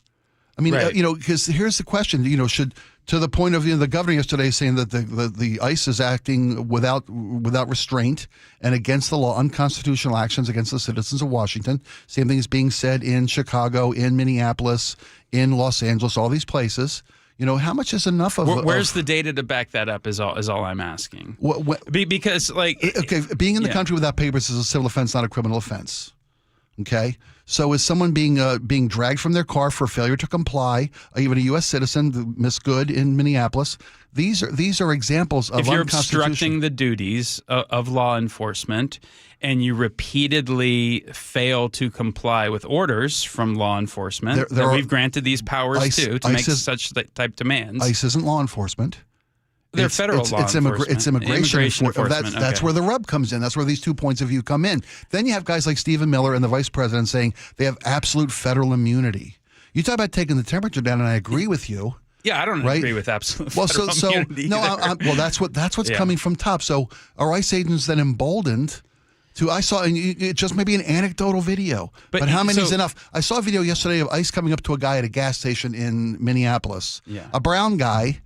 Of maybe Somali descent, given in Minneapolis. That's probably a fair estimation, a fair assumption to make. Do you have your papers? Do you have proof of citizenship? What kind of citizen are you? Are you a born citizen or were you naturalized? He's asking this person at the gas pump. And it's not just me. It's also Joe Rogan made the same comment I saw on the tape yesterday. Yeah. Are we becoming a show me your papers country? I mean, clearly, right. And how many examples of that do we need to see before we say, okay, these guys have a directive and a mission statement that's turning us into a show me your papers kind of country? So you pointed to the number. There's been about 330,000 detainments and arrests. Arrests, right? Yeah. It'd be really interesting to dig into those numbers and find out what were the charges leveled. But for example, I want to bring up the officer who pulled the trigger and killed that woman in Minneapolis. Right. 6 months. Jonathan Ross, I believe. Jonathan Ross, okay. Yeah. 6 months earlier, he had attempted to make an arrest on an illegal immigrant that I think was a sexual abuser or something, had a criminal record. Clearly someone that should be targeted for removal, detention, removal. Was brutally dragged 30 feet, required dozens of stitches, had his life in danger. Why did none of us ever hear about that story in the news media at all whatsoever. So on balance, what I'm saying is there is a clear bias, and when you're seeking evidence to support your preconceived notions, it's really easy to do that. Because you've got 330,000 stories to pick from, and we could go, well, let's take 25 cell phone videos to push the narrative we want, when just as easily you could choose 25 videos that include such instances as that officer being dragged 30 feet to go, these are noble officers trying to keep us safe from illegal sexual predators, and so on and so forth. Well said. And to that question, let me ask you this. They say, a bad cop is also someone who doesn't report a dirty cop. You ever heard that analogy? So wouldn't it behoove ICE to police their own? Wouldn't it be smart from the ICE, the immigration forces, to say, let's get these rogue cops out of here. Let's get these rogue agents out of here, so that we don't paint all the work being done by people who have noble intent and noble purpose being painted with this broad brush of overreach and excessive force by maybe it is a small handful of these interactions with the public that are violent, that are illegal or unconstitutional. Let's not have any of those, so that the entirety isn't able to be painted with a brush. I mean, it's the same thing can be said about, we're going to pick out the Kristi Noem commercial, that, this guy was a rapist and that guy was a murderer and that guy was but there are 11 million people here. And we're painting with a brush of, and the vast majority are just trying to build lives. And I'm not saying that's acceptable. Those numbers aren't acceptable. Right. It's not acceptable to have rapists, murderers, and criminals here illegally, or to paint all immigration with that brush. It's also not, fair to have ICE agents out there abusing their power and paint all ICE agents with the same broad strokes of generalization. But what I fear is when you use terminology like ICE is using Gestapo tactics, you will start to believe that the ends justify the means in terms of combating that, when I think the real recourse of the American constituency is at the ballot box. And you said Trump sort of changed course. The initial narrative, I agree, was that we're just going after the worst of the worst, and fast forward a year later, and now the narrative has turned into, if you're here illegally, look out, we're coming to get you. I would say that sucks. I'm not in favor of that. Right. I'm more in favor of what they were saying when the administration initially took office. But I don't want to advocate that your recourse now is to go out and put yourself in harm's way against ICE, defending who you believe might be an illegal immigrant that deserves to be here in a sanctuary city, because we're going to only see more and more of these encounters now, and then ICE is going to be even more and more on edge. And when we make victim saints out of these people that are obstructing federal immigration enforcement, you're going to encourage that, because we're going to lionize such people, and then I think we're in for even more and more trouble. Is someone on the sidewalk filming an ICE operation obstructing? Filming on the sidewalk. I think parking your car horizontally. That's not what I'm asking. You're right. And I've said on air, the woman was obstructing, she was obstructing their for clarity. And I'm not saying that deserved and warranted the shooting either. Of course we not. can separate facts. I know you're not. Yeah. She was obstructing traffic, not obstructing their enforcement of their duties. Their duties may have been getting there as driving down the street. She was blocking traffic. But if someone is filming on the sidewalk, because I've seen, again, with these anecdotal situations, I've seen numerous videos of people filming and ICE getting in their face, telling them they're not allowed to film, which is wrong, and aggressively detaining people, tackling people, pepper spraying, to the face with chemical agents, people who are constitutionally allowed to film operations. So are people putting themselves in harm's way by filming ICE? Or is ICE overreacting by not allowing anybody, feeling emboldened by the directives of their supervisors, the head of the department, the vice president of the country? Do they feel emboldened to, you don't get to film me? Let me bring up a hypothetical scenario, which has probably happened in one of these encounters where ICE is going out and trying to carry out their duties. And that is, we have found a bad guy. Like in that case I mentioned from 6 months ago. Sure. We have an illegal immigrant who has an extensive criminal record, and we have a convoy of cars, and we're going to go get this guy. And you have 6 or 10 activists that are following ICE around. Blowing whistles when they show up. Blowing whistles when they show up, and they're thinking, how dare you? Like we are protecting this neighborhood from getting this evil guy off the street. You think you're doing good, but you're actually making this situation more harmful, and you're preventing a bad guy potentially from getting away. Can you see how that frustration might boil over into a more testy exchange with these activists, When you think we're actually benefiting the public and we've been empowered to do this by our government, and here you are, unbeknownst to you, defending one of the worst people on the street. Yeah, that's not like an unbelievable scenario. No, it's not. But and you're right. And I'm not trying to discount the example that you've given. But the two people that were shot in Portland last week, there was no protest there to rally around them. There was no barricade trying to stop. Weren't they Tren Aragua connections? But and they deserve to be hunted down and arrested. That's what's supposed to be happening. I guarantee you there were no protesters. There were no civil disruptors with whistles and cameras when 6 months ago when Agent Ross was detaining a dangerous person and dragged there. No one was protecting that environment. You think the activists know who the ICE is after in a given situation? No. I think that the protesters, seeing that they're also going after people who have no criminal records, who are citizens of the country, who are earning a living in this country, when they go after those guys as well, that must make the citizenry rise up. Citizenry is not rising up because they're going after Tren de Agua members. It's because they're pulling a school teacher out of a daycare center. They're pulling a greenskeeper off his weed whacker outside of a Denny's. That's what gets the civil unrest up on their feet. What I'm wondering and speculating is the amount of coverage about ICE and how they're carrying out their responsibilities. Has it made people disproportionately believe that the majority of people they're after are just people going about their lives, trying to find work and raise families here? I think it's a fair question. What are those numbers? Yeah. That's what I'm curious about. I think it's a very fair question and a responsible question to ask, and I'm glad you asked it. Greg Tomlin in with me today. I'm Spike O'Neill. The Jake and Spike Show will be right back. Guys, we're going to lighten the load a little bit here. We're going to talk about how AI is coming for your grandparents. I'm kidding, but it's coming for some, I'm telling you. We'll have a nice AI discussion next. So Jake and Spike Show don't go anywhere. This hour is brought to you by Insulation Northwest. This is what the NFL playoffs are all about. The Seahawks win the game! A dominant Seahawks team, 2 wins away from the Super Bowl. This is the vision that we had for our team. Hosting a bitter rival. Richard Sherman tips it! In front of the best, loudest fans in the game. Listen to the 12th man! Let's go. Seahawks 49ers, Saturday night. Kickoff at 5 on the home of the Seahawks. KIRO Newsradio 97.3 FM. New siding doesn't have to break the bank. We offer affordable options that add value and protection to your home. This is Justin Shirley, CEO of State Roofing and Exteriors.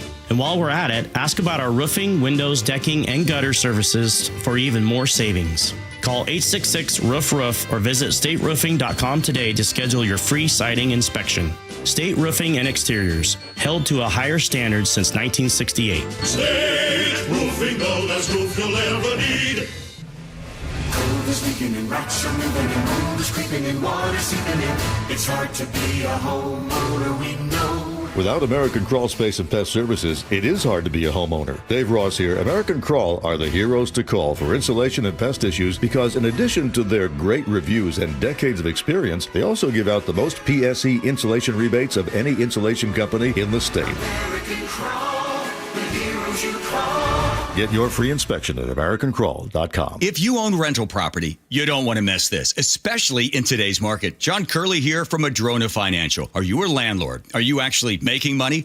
Madrona's Landlord Exit Workshop is a free, hands-on event designed to help landlords understand the true numbers behind their rental properties and make a confident decision about whether to keep them or sell. It's happening in person this Thursday, 3 p.m. at UW Tacoma. Frankly, many landlords are sitting on properties that look good but aren't performing. You'll learn how to evaluate cash flow, equity, taxes, and long-term risks. And if selling makes sense, how to do it in the most tax-efficient way possible. Don't miss Madrona's free Landlord Exit Workshop this Thursday at 3 p.m. at UW Tacoma campus. Space is limited and seats will fill fast. To RSVP, call 833-673-7373. 833-673-7373. Reserve your spot now or sign up online at madronafinancial.com/events. Well, the wet, chilly weather has certainly arrived. It's Mike Salk here, and if your attic and crawl space are well insulated, your home should be fine. Should feel cozy and warm without your furnace service having to work overtime.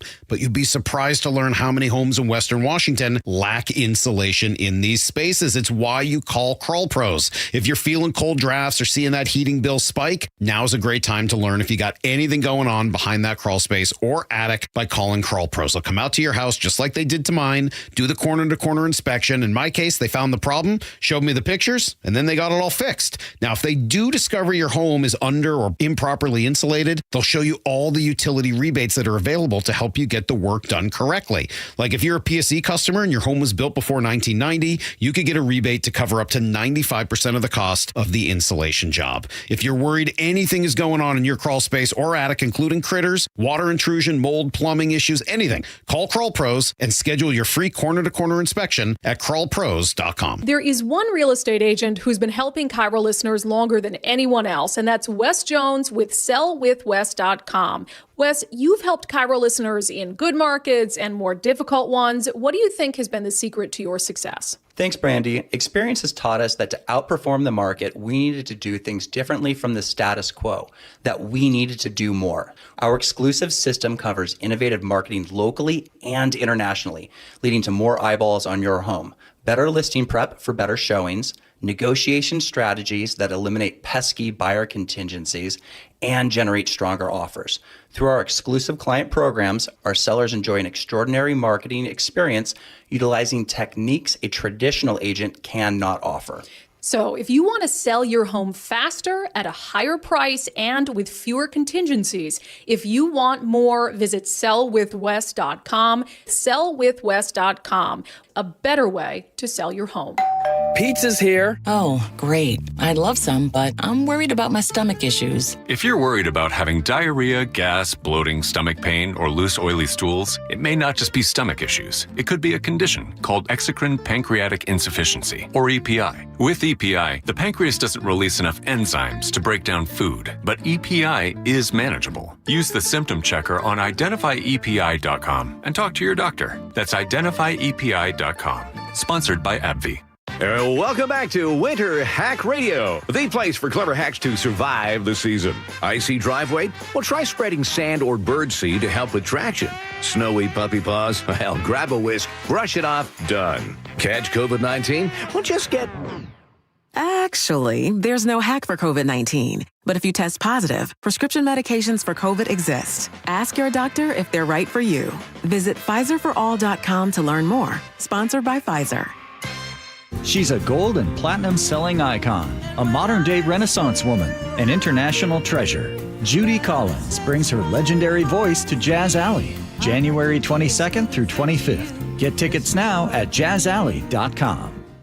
KIRO Newsradio 97.3 FM Northwest News. Now, the latest from KIRO Newsradio and mynorthwest.com. Good afternoon. I'm Aaron Granello. Washington's Attorney General says despite threats from the White House, President Trump cannot stop federal payments to sanctuary states like ours. President says starting February 1st, he will freeze funding to states who do not cooperate with federal immigration officers. Because they do everything possible to protect criminals at the expense of American citizens. AG Nick Brown says Congress ultimately controls federal funding, and former State Attorney General Rob McKenna concurs, telling Seattle's Morning News. While the president can no doubt stop some funding by executive order, funding that's provided by statute, I think it would be a lot harder. Governor says Washington will challenge any funding cuts, noting the courts have blocked similar moves in the past. Now to the closing bell reports. Job cuts are coming to the Gates Foundation. KIRO News Radio's Frank Lenzi explains. 500 positions could be eliminated by 2030 at the Gates Foundation, which has announced it is capping its operating costs at $1.25 billion a year. This comes as the foundation ramps up spending to $9 billion annually. Leaders want to direct more resources toward global health, education, and poverty reduction as the foundation works toward its planned closure in 2045.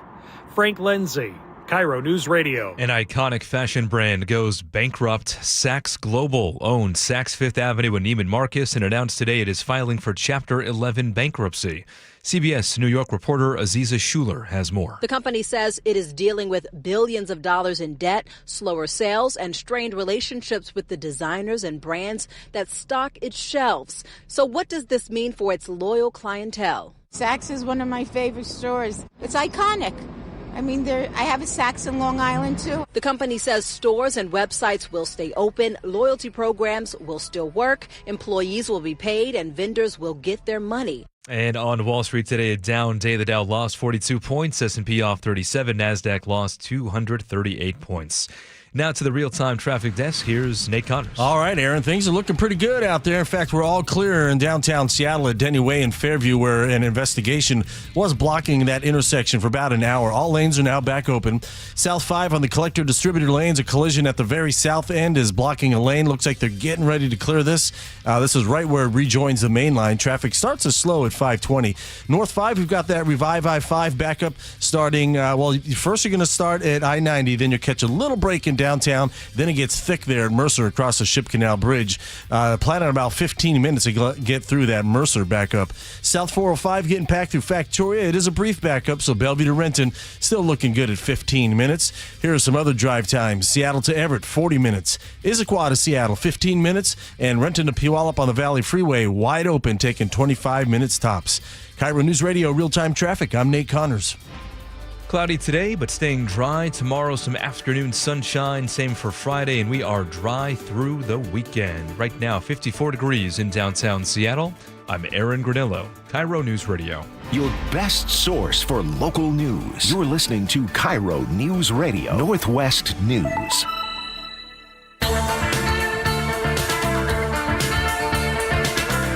Welcome back to the show, folks. We appreciate your sitting through with us while we get into the heady topics of the day. Greg Tomlin in for Jake Skorheim. I'm Spike O'Neill. Laura's, of course, producing the show. Laura put all this research together for these stories that we never bothered to get to. Sorry, Laura. And I love to do it. I know you do. It's your pleasure. You know, we tease these stories, and Greg and I just started, well, what about that? What about that? What about those? What about these? That's great. We're having active conversations. They're viral in the moment. We hope that you enjoy, and if you have comments and agreements or disagreements, please text the show. 888-973-5476. We'd love to hear from you. AI is on its way into everybody's world.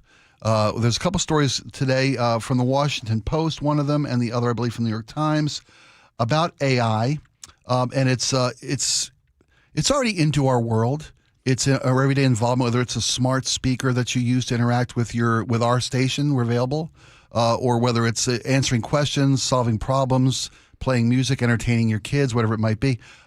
Insidiously, though, AI is trying to become cute and cuddly. A story of the Washington Post says the race to make AI adorable is the headline of this story. And what they're doing is the fact that we're all going to be interacting with AI on a what seems to be a regular basis now. It has crossed the Rubicon when you tipped the socially acceptable tipping point. Wasn't that Julius Caesar, 49 Rubicon? BC? I don't know. Is that what it means? I think that's where the saying comes from. Right? It's here to stay.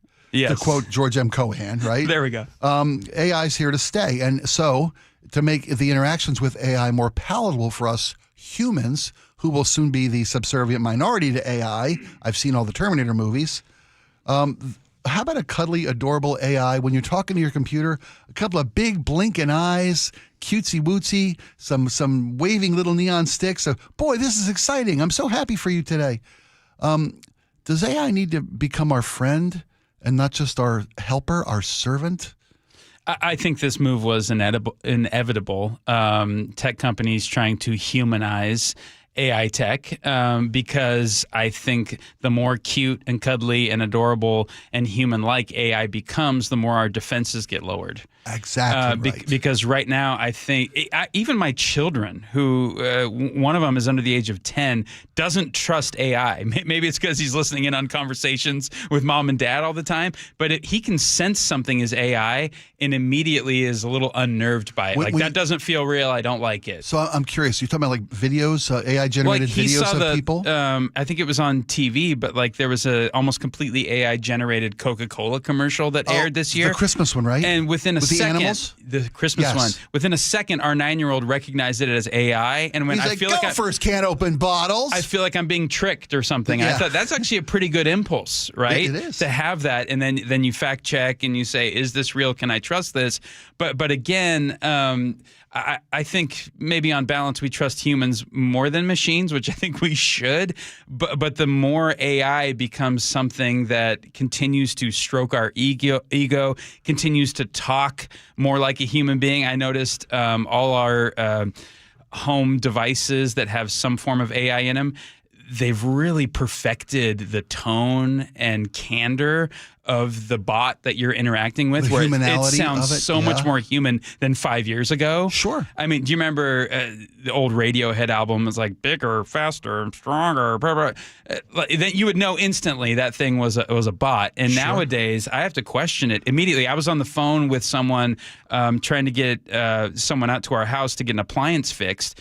I'm 3 minutes into the conversation before I realized this is not a person. Right. And it was usually, shocking to me. A year ago, 6 months ago, that was an easy pickup. Yes. To know that you were interacting with a response queue-driven, pre-recorded response. Press 1 for this. Not anymore. Nope. It's talking to you in real time, and it was sounds just very like a human. an unsettling experience. And I asked the bot point blank, I go, "Are you AI?" Pause. "Yes, actually I am." And I just hung up immediately. I was ticked off because they had carried me along for this amount of time, not realizing, like, you fooled me. You pulled a fast one on me. That doesn't feel good as a consumer. It feels gross. Speaking of as a consumer, nowadays, we when we do searches, which is what we use AI for and Google for it before AI became prominent on the scene, there would be paid sponsorship responses to Google searches. And they were clearly identified as paid sponsored responses. But now AI is going to be, when you how do I phrase this correctly? Advertisers are going to dictate what AI responds to your questions with. Well, so if you say, "I'm thirsty, what should I do?" It'll say, "Get a Pepsi." Exactly. That's the perfect example. Yeah. Thank you. So can we trust anything we ask AI that the overlords of Madison Avenue are going to be what tells us what we need in life? That's always been the case. But does this look infected AI, which is what I use AI for most? Should I seek medical attention? No. Band-Aid brand adhesive strips would be just fine. $6.99 down. That doesn't need it. Amazon can have them in your house in 20 minutes. Are you a Prime member? Would you like to upgrade your membership? It's coming. If it's not, the floodgates have opened. But advertising and the creativity that goes into it is always changing, is always developing. And I even noticed this on a human level. So I follow this celebrity chef called Matty Matheson. Maybe Laura, do you know him? Yeah, I know him. He's a producer on The Bear. He's really funny. He's over the top. I wouldn't recommend his YouTube videos for everybody. There's a lot of strong language. He's a very unique. Then he's a good chef. If he swears like a sailor, he's a very good chef. That's how you know he's authentic, I was raised right? with Anthony Bourdain, so yes, yeah. Exactly. A lot of colorful language in the kitchens, right? So last night, my wife and I sit down to watch his latest video, and it's called Matty's KFC Cheesy Nugget Gravy Bowl. And usually you'll see this with a celebrity chef where they say, "Oh, there's an affinity for the Taco Bell double-decker taco. Well, I'm going to make my version of it so you can make it at home," right? Yeah, I've seen similar. So this is a 20-minute video we think we're getting into where it's like, oh, Matty's going to make his version of a KFC bowl that we can make at home, and it's going to be glorious. 16 minutes into it, we realize this is just one big ad for KFC, because at the end of it, the big punchline is, "Oh, I'm not able to do this for myself. I need to order out." I can't get those 11 herbs and spices. I haven't cracked that code. He cuts open the chicken and it's underdone. And I'm like, that's not like Matty to be like Matty's this got bad skill, on every right. level. Okay. And I realized we were just fooled for 20 minutes into watching a KFC ad, and I was so disgusted. And I think sort of that same principle applies to what is happening with AI, is where you get lured in. We're going to be adorable. We're going to be friendly. We're going to stroke your ego. I'm going to give you some bits of real information. I'll give you historical data. I'll tell you about an episode in history. I'll fact check that for you. And then boom, here comes the ad at the very end. And you can't even recognize that it's an ad anymore because you've gone this far with me up to this point. And we're just getting started. And how intrusive and onerous this is going to be coming in our daily lives, top to bottom, every bit of it. I got a lot of different ads on my social media feed.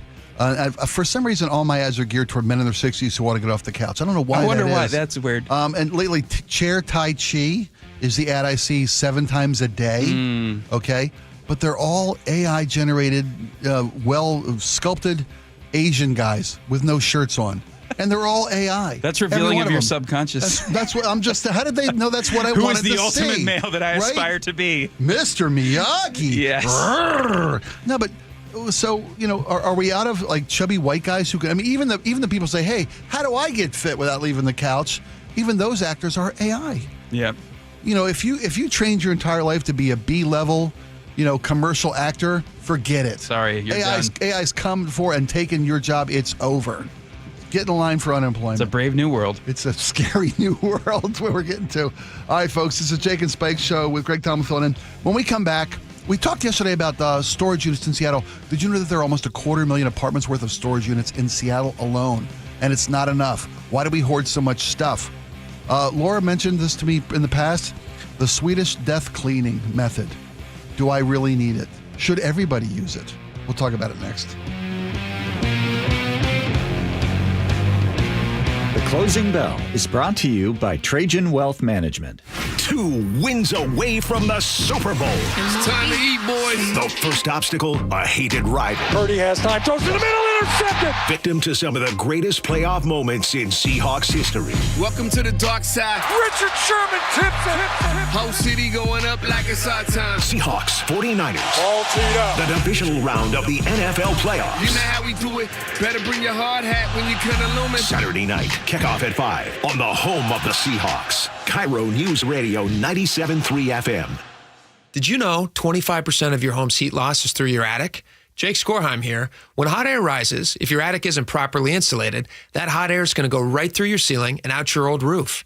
That sounds cold and expensive. So if your furnace is working overtime, it's time to call Valentine. And right now, Valentine has a great winter special. Bundle attic insulation with any new roof, and you'll save an additional 10% off your entire project. Just call 206 Roofing, and remember, when you see the red Valentine vans, you know your home is in good hands. Hey there, Dawn Riding with Olympic Hot Tub. It's our clearance savings spectacular, and you don't want to miss it. We're slashing prices on all 2025 hot tubs, saunas, and swim spas. Even bigger savings on floor models ready for delivery. And here's the best part, 0% interest financing through 2031. That's right, no interest for 5 years. Ends January 25th. OlympicHotTub.com. Better you, better life. Olympic Hot Tub.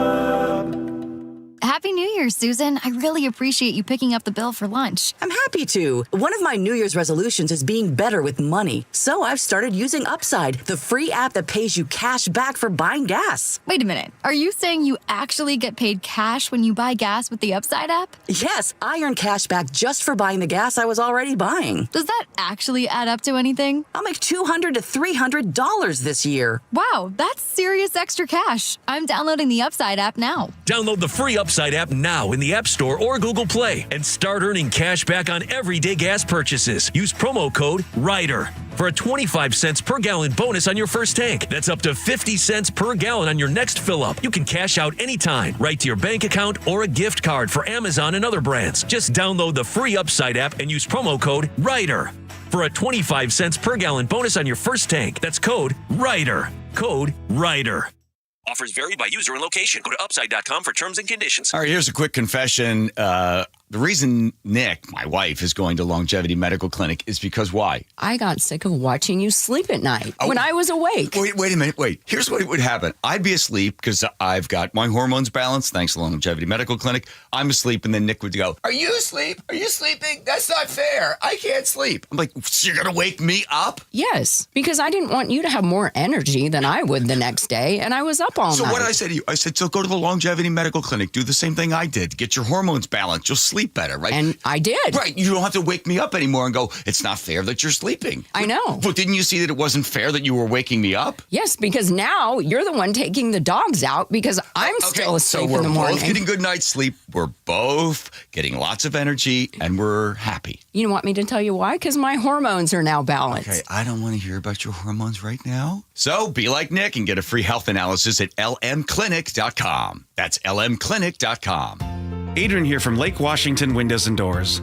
Winter might seem like an odd time to replace your windows, but now is when you get the best deals. Our Leak Armor installation team will keep your home warm and dry while installing beautiful, new energy-efficient windows. You'll feel the difference right away. quieter rooms, lower energy bills, and a more comfortable home. Right now, save $600 on windows and $1,500 on doors from Lake Washington Windows and Doors. Plus, enjoy 12 months same-as-cash financing. Visit lakewashingtonwindows.com. Guys, if your energy is low, your strength isn't what it used to be, or your drive feels off, it's not just getting older. For many men, it's low testosterone. At Revive Men's Health Washington, you can start with a free T-check, exam, and consultation so you get real answers about your testosterone levels and overall health. And this month only, qualified patients may receive 25% off testosterone replacement therapy. This isn't guesswork or one-size-fits-all treatment. Revive specializes in personalized, closely monitored testosterone care designed to help men feel stronger, sharper, and more like themselves again. With over 120,000 patients treated since 2011, Revive Men's Health is trusted for results, not hype. If you've been putting this off, now is the time to act. Claim your free T-check and consultation and see if you qualify for 25% off TRT. This month only. Call 206-529-1111. That's 206-529-1111. Or visit ReviveMen'sHealth.com. Terms apply, must medically qualify. I love the fact that Mike Novak sells more homes than anybody else. This guy works so hard. You know what's happening? People are selling their homes again. And if you don't have Mike Novak's name on that sign, well, you're wasting your time and your house is just going to be sitting on the market. Mike is so confident that he can sell your house quickly. And for more, you'll pay no commission if Mike Novak doesn't sell that home in 21 days. So go to meetthenovaks.com. I'll spell Novaks for you. Novaks. Meetthenovaks.com. Hair Volume from New Nordic will make your hair look thick and healthy. Hair Volume is available online at Amazon and newnordicusa.com or in the hair care aisle at your local CVS. Hi, I'm Justin Shirley. We offer 0 down, 0 interest, and 0 payments for 24 months on new roofs. Call 866-ROOF-ROOF now. State Roofing and Exteriors, held to a higher standard since 1968. Welcome back to the Jake and Spike Show. I'm Spike O'Neill. Sitting next to me is Greg Tomlin. Greg, are you I don't know a lot about you personally. I know you're a dad. I know you're a musician. Would you call yourself a collector of things? Would you call yourself bordering on a hoarder? Unfortunately, yes, and my wife would agree. Don't feel bad. Most Americans are. Yeah, I like looking in my office for buried treasure every once in a while. And sure enough, just the other day, I found a Ken Griffey Jr. chocolate bar from the early 90s. Not in good shape, believe it or not. Did you open it? Had it dried out? Its value is in its pristine wrapper. The color is kind of distorted Whitish. Now. It used to be a yellow wrapper. Sure. The wrapper itself is what he exposed to the sunlight. What were you thinking? But to me as a kid, that was like the equipment of a Wonka bar. And so I've kept it for like 35 years. Well, we all love the little kids, tchotchkes. Is that the right word? I'm thinking. Tchotchkes, yeah. Yeah, the little mementos are the memories of our lives.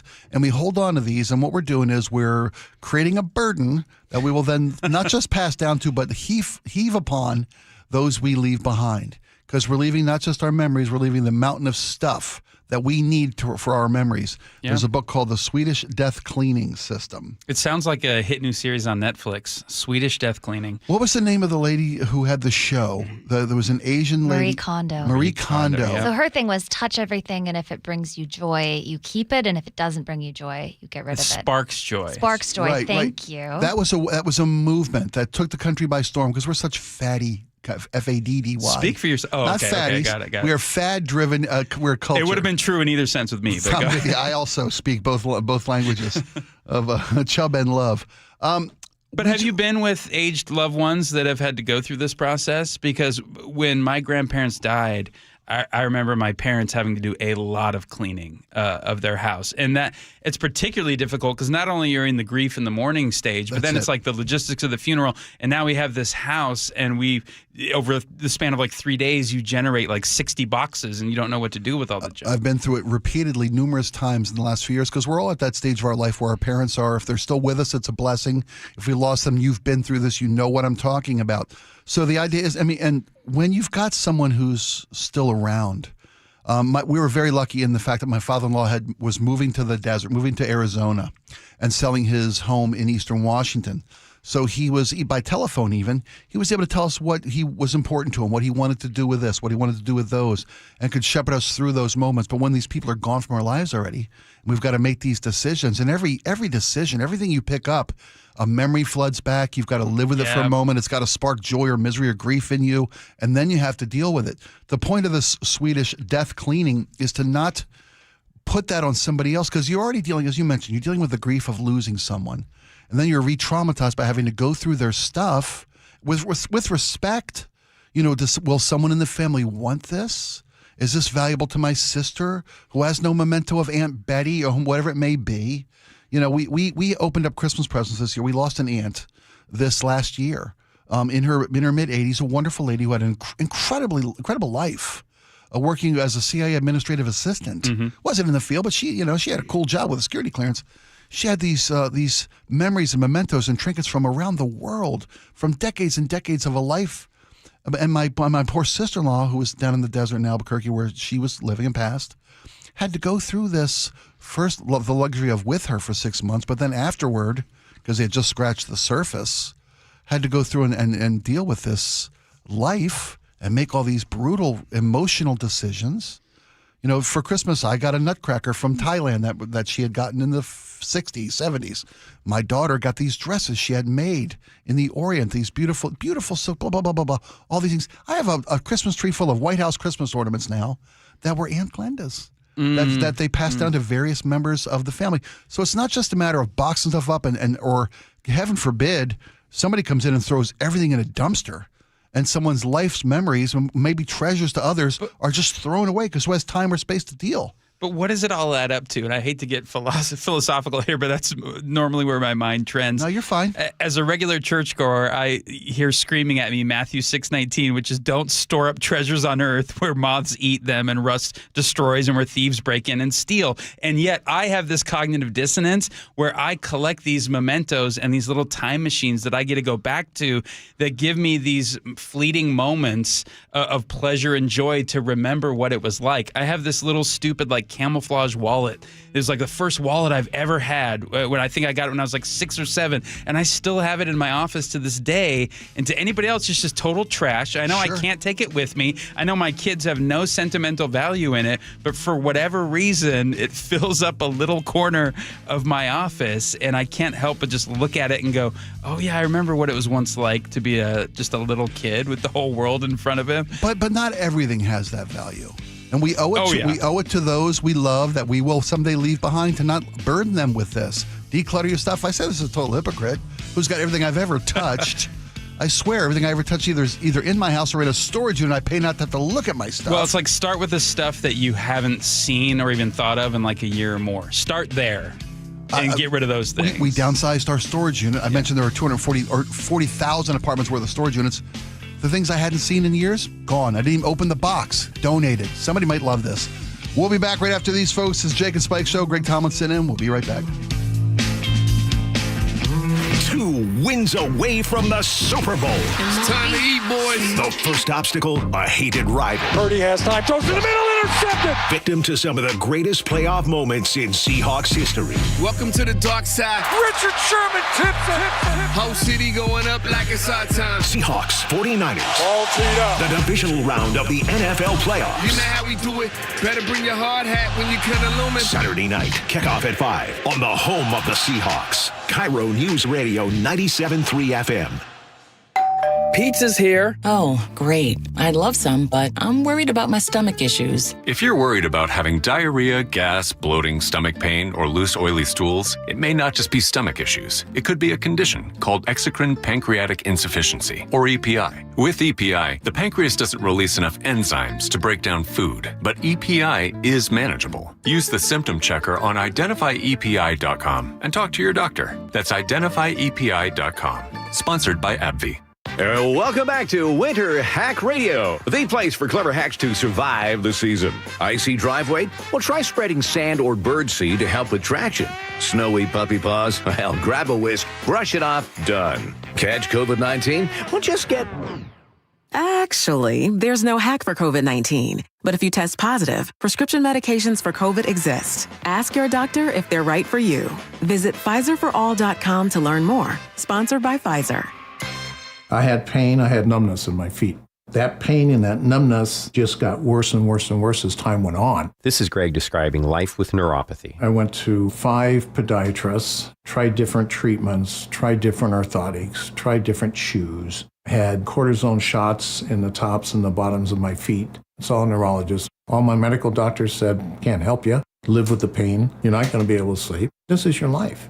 And then I just gave up until I found Sound Pain Solutions. I'm Dr. Mark Shelley, a chiropractic physician and board-certified functional neurologist at Sound Pain Solutions. Our neuropathy treatments can rehabilitate damaged nerves. We use FDA-cleared, non-surgical, drug and pain-free procedures that help neuropathy sufferers like Greg find relief. I feel better. I mean, just feeling better is huge. If you experience numbness, shooting or burning pains, or loss of balance, call us. Sound Pain Solutions, 855-996-0025 or click soundpainsolutions.com.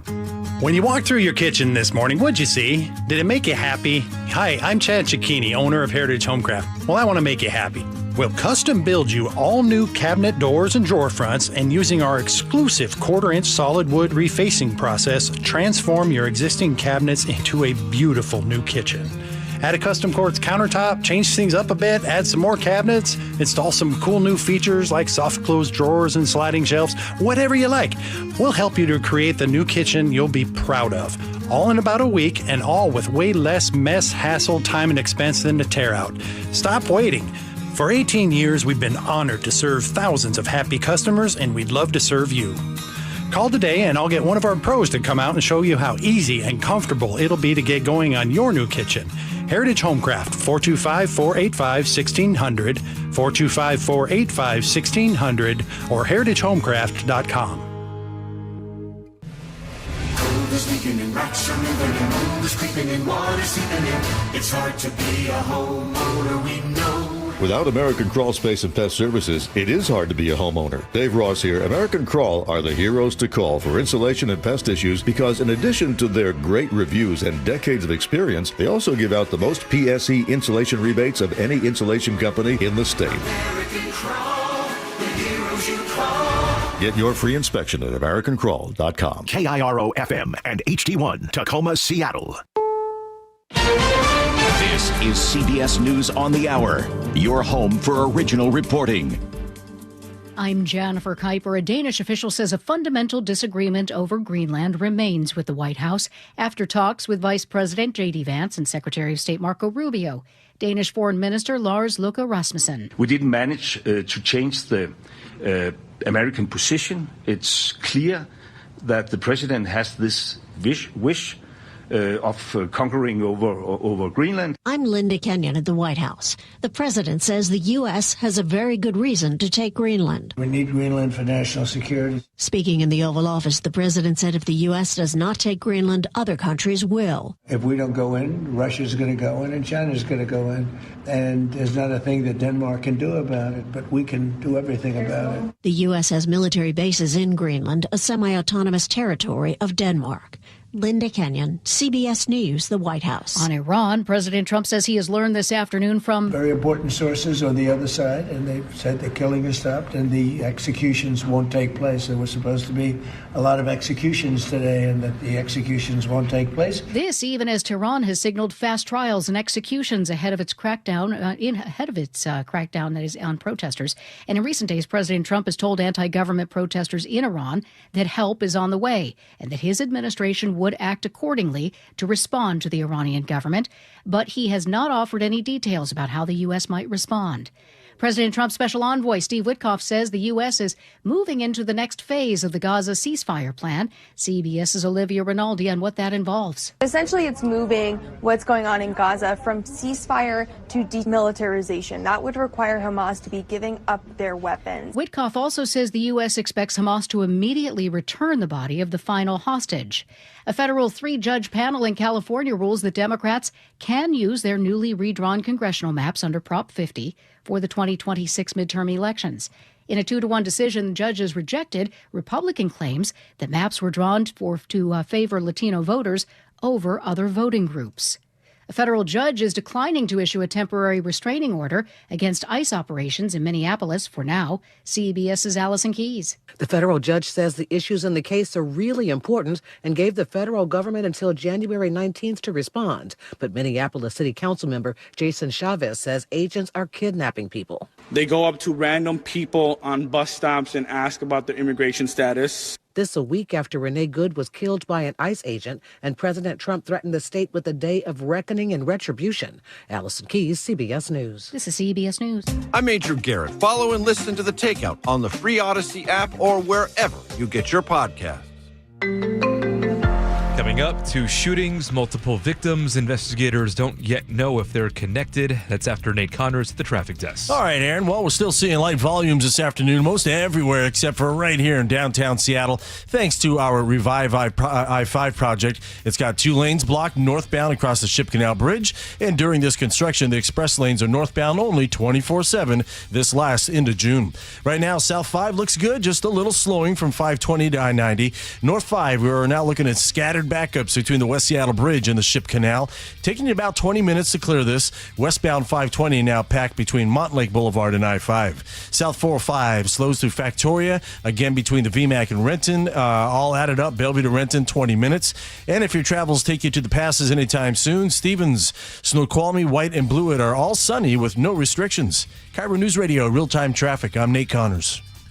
KIRO News Radio, 97.3 FM, Northwest News. Now, the latest from KIRO News Radio and mynorthwest.com. Good afternoon, I'm Aaron Granello. Seattle Police and Washington State Patrol are investigating 2 shootings that apparently happened near I-5 and Denny in downtown Seattle this morning. SPD Detective Eric Munoz says as one man went to Harborview with a gunshot wound, another victim reported being shot while driving on I-5. At this time, we don't have any information indicating that these 2 shootings are related, but we do have to investigate and determine what happened. So far, no suspects identified in either of these cases. Also in Seattle, police came face-to-face yesterday with a man wielding a machete. And as KIRO News Radio's James Lynch reports, a SWAT team was called in. Police were called to a Lutheran church on Northeast 50th Street for a trespasser Tuesday afternoon. When officers arrived, they say the man barricaded himself near the church entrance. That led to an hours-long standoff before the man was finally taken into custody. SPD Detective Eric Munoz. Our SWAT officers had to use a number of less lethal tools, and ultimately we did use a taser to take the suspect into custody. No one was injured, and the man is expected to be charged with felony harassment and possession of a deadly weapon. James Lynch, KIRO News Radio. State lawmakers are considering a major change to Washington's 3 strikes law, the one that sends people convicted of 3 serious felonies to prison for life. New bill would prevent crimes committed as juveniles from counting as one of those strikes. They're valuing and hand-holding the criminals of this state, and to hell with the victims. That is Melanie Roberts, whose grandmother, Seattle dog walker Ruth Dalton, was killed in a carjacking. She tells KIRO 7 TV the change would apply to her family's case because Dalton's killer was first convicted as a juvenile. Seattle Mayor Katie Wilson is delaying a planned sweep of a homeless camp in Ballard. It was scheduled for today, but Wilson has extended the deadline. Andrea Suarez with We Heart Seattle says the city needs to act now. It's a ticking time bomb for the community, whether it's fires, crime, assaults, theft. Mayor Wilson visited that encampment this morning near Northwest 41st Street and the Burt Gilman Trail. She says the city needs more time to see if it can improve the situation for both the neighbors and the people living at that camp. Now to your weather updates, looking at mostly cloudy skies today, more sunshine for Thursday and Friday, and dry weather continuing through the weekends. Right now, 54 degrees in downtown Seattle. I'm Aaron Granillo, KIRO News Radio. Your best source for local news, serving Western Washington and the world with a KIRO News Radio app. Always streaming live on your smart speakers. You're listening to KIRO News Radio, Northwest News. And now, it's time for the Jake and Spike Show on KIRO News Radio. With your hosts, Jake Skorheim and Spike O'Neill. Hey, Granello, you got a second? What's up, Spike? How long till spring training? I think, catchers and pitchers report at the end of February? I love this guy. Yeah. Yeah, about 6 weeks? 7 weeks? Roughly. 7 weeks? Yeah. Roughly? I have booked my plane ticket down to Phoenix. Spring training? Mariners spring training. Isn't that the March greatest 9th. trip ever? I used to live down there. Yeah, So yeah. it's the best time of year. It really is. All the ballparks so close, got intimate ballparks. It's amazing. Driving distance away, catch game in the afternoon, game eating. Yes. My mouth's watering. I want a taquito and a cold cerveza. Yes, sir. And they carry it in buckets out in the outfield bleachers on the It's the best. lawn. It's the greatest. Like $10 seats on the lawn. That dry desert air, though, and you get like the clumpy boogies. You know what I'm talking about, Granello. It dries out your nose. Sure. Clumpy boogies, yeah. My favorite band, I was by the going way. to say, it's a good band. Favorite band. Great band. Thanks, brother. Yep. Let's not move too fast through football season, though. And it's funny. Usually And they say- Granello's wearing a Seahawks sweatshirt. It's a wonderful Crucial Catch Seahawks jersey sweatshirt that you're wearing. Saturday, 5 o'clock start. We covered it yesterday that the start time was announced. We covered yesterday that the cameras in the stands, that a lot of people have a real issue with that. I've heard that Heather's had the report again today for you. I guess folks need to be made aware that if you're going to the games, and it happens both at T-Mobile and at Lumen Field, there's an organization called Memento, and what they're offering is a service very similar to what Splash Mountain offers you, a chance to have a photo of you at a game.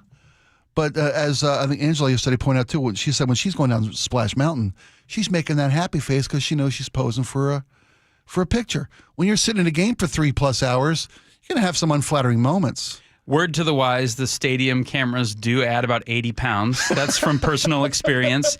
So I went to multiple Mariners playoff games, and my wife introduced me to this feature and was like, let's check out pictures of our family because basically, in essence, they invade your privacy and are taking pictures of you nonstop throughout the game. And so lo and behold, she takes me to this website, and there's about 40 pictures of our family sitting in, I don't know, the 100 levels somewhere in the outfield. Having nachos. And I'm going, having garlic fries. I guess my belly really is that big. Having a cup full of ice cream and a but I'm like, honey, please don't post that on social media because I still I'm friends with people that I went to high school with, and they don't know I've let myself go this much. Yeah, I'm not the upper being deck above that The upper vein. deck adds 80 pounds. You're right. To be fair, the upper deck adds about 80 pounds. But I mean, you don't get that in the big expensive there is seats. no public-private differentiation anymore, and I don't think that's really a positive thing. I guess now we all are aware that pictures are being taken, especially at stadiums during these big moments now, so you should act accordingly. But I think the more we realize that every moment of our lives are being filmed or taped and then potentially being put out there for public consumption, I think the more inhibited we become as human beings. There was a story just a few weeks ago about how people are dancing less at live concerts. One of the main concerns is I don't want to become some viral video. And so I do this. I have the little voice in the back of my head now whenever I'm out in a public space and I see phones that are ubiquitous. I go, okay, don't be caught doing something stupid or even making a face that might be unflattering. You're a born dancer. How do you stop? How do you not? I do the head nod. So people get the picture. He's into it, but he's just holding back. We're afraid of being Elaine. You like these pictures being taken at the stadium? You can opt out. That's why You're I indifferent. got this. I'm indifferent. Okay. My likenesses. I mean, look at us. You're go to the everywhere. YouTube channel right now. Yeah. I'm on money in Taiwan. I don't know if you knew that. I'm on a $5 bill. On the KIRO Radio live stream, I have the computer monitor. Yeah, they keep asking just you to- above my double chin. You're pulling a Wilson, they call that. Okay. The next door neighbor. By the way, Little John is going to be the halftime show at the divisional playoff game at Lumen Field on Saturday. Little John, who I couldn't, if you put him in a lineup, I couldn't pick him out. I'm not making any kind of statement about Little John's character. If I was on Name That Tune and Little John was playing, I would walk on with no money. I don't know anything about it. But it seems like every show now has a halftime show. It used to just be the Super Bowl. Right. Then I remember when they started doing shows during the Thanksgiving games. And I thought, that's there was interesting. A game in Detroit this year had Jack Black. Or Yeah, did it? From the White Stripes. Or is that his name? Oh, Jack White. Jack White. Jack Black's the other guy from the Tenacious D. Yes. But also musically gifted, I would say. But yeah, the point it's got to being, be a logistical difficulty to have to do this at so many games now. But they must be Vegas does this all the time. I have a brother who lives in Nevada, and they pride themselves on being the quote-unquote entertainment capital of the world. So any kind of experience that outside you think... of the Tri-Cities here, which is, of course, right. They always try to enhance the game with something. So at Raider games, there's always performances. Big performances. They have like a secluded area in the stadium where they have live performers, and you don't know who's going to be there. There have been games I've been to, numerous games at Lumen Field, where just regular season games, they'll have an entertainment, they'll have a band playing up at where they raise the 12 flag. Yeah. Up by where they have the Toyota on display, the Toyota of Destiny, I guess, or whatever that's called. But it seems like our attention span is like everything's got to be a bigger event these days. Yes. You know, I mean, aren't you supposed to use halftime to go get food and hit the bathrooms? Traditionally, the trough at the Kingdome, the seventh inning stretch. Right? Yes. I mean, you know, smart money is you miss the last drive of the second quarter and hit the bathrooms before the halftime crowd hits. Mm-hmm. And if you want food, heaven forbid, you got to miss the game to take care of either relieving yourself in the restrooms or getting some food. Or wait for you got to bribe a vendor early so he comes down your aisle often. I'm a big proponent of over-tipping your stands vendors, big time. You get a beer man come around, first beer, tip him fat. He's looking for you all game long. There's your pro tip from Spike O'Neill. Are you a believer that the Seahawks are going to make a deep run in the playoffs here? How can you not be? I mean, given the fact that I saw a stat today that, you know, first off, 3 of the 4 NFC remaining teams in the divisional rounds are NFC West teams. It's amazing. Raiders, Seahawks, Niners. We might have to play both these teams 3 times this year? Yeah, it's likely that the road to the Super Bowl is going to have those 3 teams. Sheesh. You know, we'll play the Niners, of course, this weekend. If the Rams can get past the Bears in Chicago, we will then host the Rams here. Yeah, and I saw that for the first time in NFL history, teams ranked 1 and 2 in particular, like the number 1 offense of the year was the Rams. Number 2 offense of the year was the 49ers. Yeah, and the Seahawks had the number 1 defense of the year, number 2 defense of the year. Yeah. First time in NFL history that the 1 or 2 of these categories, offense or defense, have been in the same division. I think this is a very stacked division. And your question is, will they go deep? Well, unless they beat themselves. I remember the Seahawks game against San Francisco where Richard Sherman had that famous tip ball. Want to see me in the picture? And wasn't that the same year we went and just crushed the Broncos in the Super Bowl? Yes. I believe it was. Yes, it was. And many people believe the real Super 43. Bowl was that San Francisco Seahawks game. I've heard that said. I think that might be a kind of a scenario that we get this year too, because I've been somewhat unimpressed with what I've seen from the rest of the league, but the NFC West is stacked. And so the Seahawks playoffs game leading up to the Super Bowl, I think are going to be the best teams in the NFL. If the 49ers come in here and beat this team, it'll be... How dare you even posit that as a possibility? You asked. It'll be self-inflicted wounds. It'll be turnovers will dictate the game. I mean, because that team was embarrassed 2 weeks ago. The Niners were embarrassed on their home field by this team. And that's an angry team coming to town. Brock Purdy looks scared at that game, and I haven't seen him look that way in any other competition, including this year's playoffs. It's amazing to me how cocky Niner fans are on social media and online. The bang bang Niner gang, whatever you call themselves out there. It was blank Niners stank. I think they should have called it after the last game. But they're just, we can't wait. We want Seattle. I mean, careful what you wish for. Mm-hmm. Brock Purdy is got a horrible record against Mike McDonald. I know that he's never lost to the Seahawks.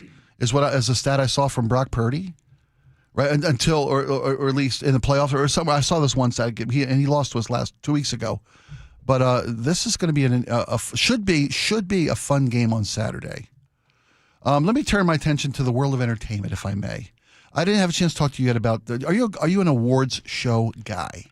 Yes, when it comes to movies. I'm a cinephile, so my wife and I never miss the Golden Globes or the Oscars, and we even dipped in on the Critics' Choice Awards this year for a little bit. Okay. Did you watch the Golden Globes then? From beginning to end, I did. You're the guy. Yes, I did. You're the guy who watched. I heard somebody watched it all. I heard rumor of it. Somebody won a Powerball, somebody watched the Golden Globes. I watched highlights, and I come in and out from them. Mm-hmm. We have it on. My kid loves it. When my kid's home from school on break, we watch the Oscars. We make a point of it. We watch the Tonys. I love award shows. I am driven by what the award shows hand out. I will go see the new Leonardo DiCaprio movie, One Problem After Another. Is that what it's called? Or One Battle After Another. One Battle After Another. Yeah. I don't even know the title, but I'll go see it. P.T. Anderson won Best Director, Best Script, and it won Best Drama. Yeah, I'll go see it. My wife's like, you want to start watching The Pit? Because The Pit did so well, won Best Actor in a Drama Series and Best Series. I'll go see him. That's the hospital drama on the HBO. hospital. Noah Wiley. Mm-hmm. What did you think? What was your take on the Golden Globes this year? I thought it was quite fascinating because even if you're not a fan of award shows, surely you've seen the Ricky Gervais opening monologue from the Globes like 4 or 5 years ago. Where he had done numerous years in a row and he just eviscerated the room. He eviscerated the room. It was a scathing critique of Hollywood and award shows, and it was uncomfortable, and it just went super viral. Right. I actually think that speech had an impact on the way Hollywood views itself in these award shows, and they're very careful, knowing how viral that video went, not to do any of the tropes that are traditional. So I think we've seen less and less political critiques or partisan kind of speechifying from the stage. There was a few hints at political messages this year, but it was rather tame compared to what we've seen in previous years. And I think it's because celebrities are more and more aware that people don't necessarily care what I have to say about whatever just happened in the news this week or what I feel about the current president or my senator or anything. They're tuning in to see the glitz and the glamour and the movies that they like or hate, win or lose ultimately. And so I thought it was kind of an inhibited program for the most part. I saw for better or worse, I guess. No, I hear you. Well, do you think it's better that they don't pontificate or don't give their? I personally miss it. I think it's kind of fun when they get up there and get. I mean, first off, I think these guys have earned the platform. If they want to use it to burn down their audience, that's right. on them to do. I think Jennifer Lawrence said that she won't be political anymore. She had a really smart interview that she gave not so long ago because she would previously give a lot of political statements. Mm-hmm. And she sort of sat back and assessed whether or not that was getting anywhere or what was the utility in doing that. And she told an interviewer recently that she's actually stopped talking about politics altogether because she believes that pits people against each other. And then the people that she's perceived as lecturing to are less likely to consume her piece of art that she's putting out there. And she says, I want my art to speak for itself. And that way, and I think it's very smart, because whatever you do in terms of your talent and your gifting, if you make your persuasive message a part of that, you're much more willing to have people's defenses lowered. Because films, I mean, believe it or not, like I've always been in the opinion that they are making a case for something. Sure. None of them are apathetic to the subject matter. Someone's trying to put a message deep. There's a subtext when it's to whatever's happening yeah. on screen. Sometimes it's more overt, yeah. and sometimes it's kind of more cagey and whatnot. And she was just making the case, speaking out publicly has actually had the opposite effect of what I intended, so I'm going to stop doing that and let my art speak for itself. So I've heard, and I think she's right from a business perspective. That's clearly a business decision. But I love that she framed it, look, I want my art to speak for itself. I don't want people to not see my art because of my political points of view that they're different from theirs. Some artists like Mark Ruffalo was all in. He guy has been all in of late. Yep. You know, and he says he views it as cowardly to not say your true beliefs for the sake of protecting your brand and your box market value. I mean, and that's two different perspectives. I don't think either are necessarily wrong. Exactly. Yeah. That's the beauty of this country. We get to choose how we interact with the world, how we care what people think of us. I mean, if you're in the Hollywood entertainment game, you better care what people think of you. That's your livelihood. But here's the thing. So take a very contentious issue of the day, and whether that's ICE sure. or abortion, okay? Sure. You don't go into a relationship and be like, hey, pro or anti-abortion? Oh, you're anti? Then all of a sudden, you've formed all your opinions about that person. You assume other things politically about that person. You assume you know everything about that person. If you actually kind of want to have a fruitful conversation about it, it all starts with getting to know a person first, their personality, their background, what makes them tick, what they like, what they dislike. And then all of a sudden, the defenses come down because you have a relationship that's built.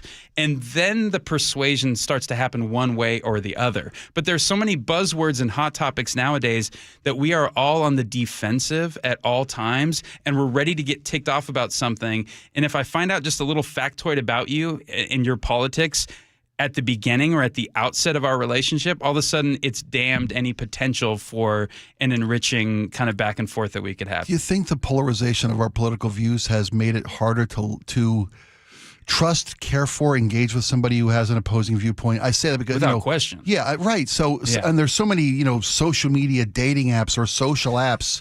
You want to meet at redlove.com. I don't know what they are. They're all out there. But if people who want to meet somebody, if someone believes a different point of view, they feel like, you've got different morals than I do. If you're willing to accept this, if you want to accept like open border, blah, blah, blah, whatever it might be, you've got different values than I do. I don't want to waste my time getting to know you because at your core, we don't share some basic human values. But I also think, at the heart of America is this notion of compromise and the ability to persuade your neighbor through cogent arguments and robust dialogue with one another, Absolutely. right? Win with better arguments, yes. yes. And so embracing that notion of I'm willing to change and I hope you're also equally willing to change. We might have a different starting point, but in order to make this a more perfect union, our opinions are also constantly in a state of being at least somewhat malleable, somewhat leaving the prospect open to I could change on this. If confirming evidence comes along or if differing evidence comes along, my heart is willing to go one way or the other rather than just being completely closed off. And when you completely close it down and say, no, I'm absolutely right with certainty and I have a definitive view of this, that's when societies start to get into trouble. If they say I'm immovable, unshakable, that's when the dehumanization starts and that group is the problem. They need to be done away with by any means necessary. It looks like we're almost there as a nation, right? You talk about there was less political at the Golden Globes. I saw an interview with Nikki Glaser, who was the second-time host of the Golden Globes this year. She was almost stern. They're asking about the jokes she didn't do, the jokes that didn't make the cut, and they were numerous. Was it just because they were derogatory or too offensive, or what was the nature of the ones that didn't make the cut? Well, to your well-stated point, she's like, look, I'm here to have people are going to have fun. I want people to see what we're talking about. I don't want to alienate people because they didn't do. It wasn't because they were afraid of retaliation from the Trump administration. It's because we want people to enjoy what we do as a medium with regard to entertainment, and let's have a bigger, more inclusive comedy point of view. So they cut a bunch of jokes for your point about let's find the commonality and why we're all here, what we're all here for. And by the way, she's totally right. And Hollywood actually, in a weird way, becomes more persuasive the less it tries to proselytize to the masses because your audience has gotten a lot bigger, right? Because you don't feel like I'm being preached to. Nobody wants to be told they're against wrong what I believe, or dumb, and so you might be more willing to engage with whatever film, TV show, piece of music people put out there. And then, you hear a song long enough, it's sort of, I've used this term before, but it's sort of a seduction. If there's a really beautiful song, you can hear it enough, and then you develop an affinity for it and a closeness with it. And then you realize, there's kind of a message here that's being driven. And then your heart and your defenses are down, so you might be more welcome to hearing that message. Catch more flies with honey. It sounds a little surreptitious the way I put it. How you're doing it. All right, guys, we'll be right back after these. When we come back, you live in one of the 10 healthiest states in America? It's true. We'll tell you why. We'll be right back. Sorry, I felt like I went on and on.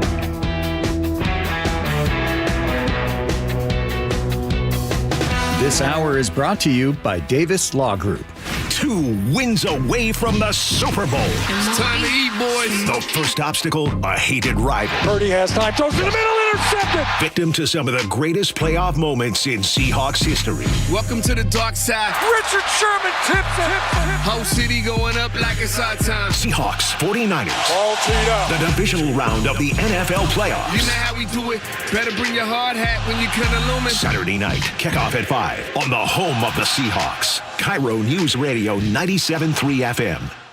Now is your time to get into a new D.R. Horton home by taking advantage of its National Red Tag Sales event going on right now through January 25th. Stop by any of its participating communities and find select Red Tag homes at incredible pricing. So whether you're buying your first home or looking for an upgrade, you don't want to miss the Red Tag Sales event going on right now. Discover the D.R. Horton difference. Visit drhorton.com. D.R. Horton, America's builder, an equal housing opportunity builder. At Bible Law Group, we understand what it means to be local legal representation. From shopping at the Bon Marché, picking up gear at Chubby and Tubby, crying for Joey Cora, now for Cal, grabbing a burger while JP Patches clowns by. We live here and fight for you. That's why Bible Law gives local representation to those facing legal problems too big for prayers, even if you can't pronounce Squim or Puyallup. Our legal team has secured more than $40 million in settlements for our clients. We're ready to fight for you. Find us online at BibleLawGroup.com.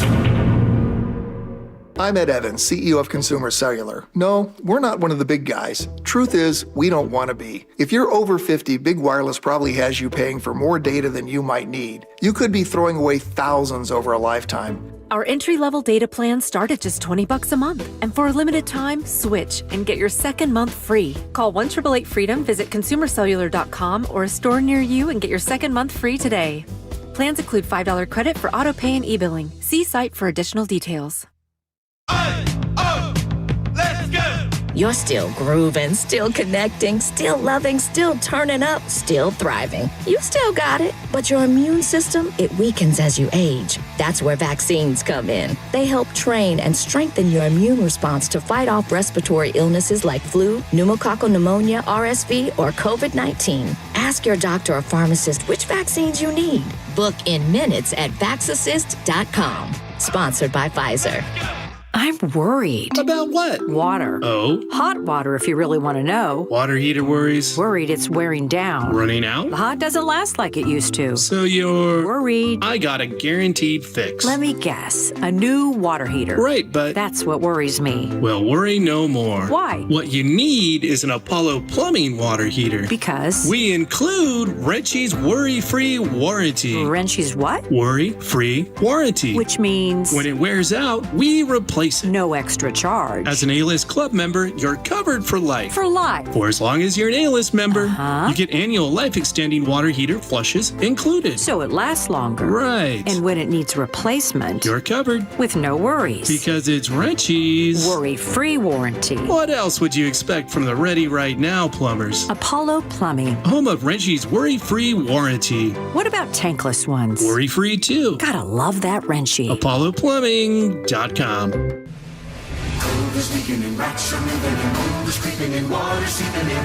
It's hard to be a homeowner, we know. Without American Crawl Space and Pest Services, it is hard to be a homeowner. Dave Ross here. American Crawl are the heroes to call for insulation and pest issues because in addition to their great reviews and decades of experience, they also give out the most PSE insulation rebates of any insulation company in the state. American Crawl, the heroes you call. Get your free inspection at AmericanCrawl.com. I know that hiring can be challenging. You sort through tons of resumes and you get too many so-so applicants. You're just waiting for someone to match your role perfectly. Well, now, there's a place where you can meet them fast. ZipRecruiter. Need to hire right away. Start your search for strong candidates. The right fit awaits. Build your team. Build it sooner. Meet your match on ZipRecruiter. Just head to ZipRecruiter.com/radio right now to try it for free. And you're on your way to meeting your match. 4 out of 5 employers who post on ZipRecruiter get a quality candidate within the first day.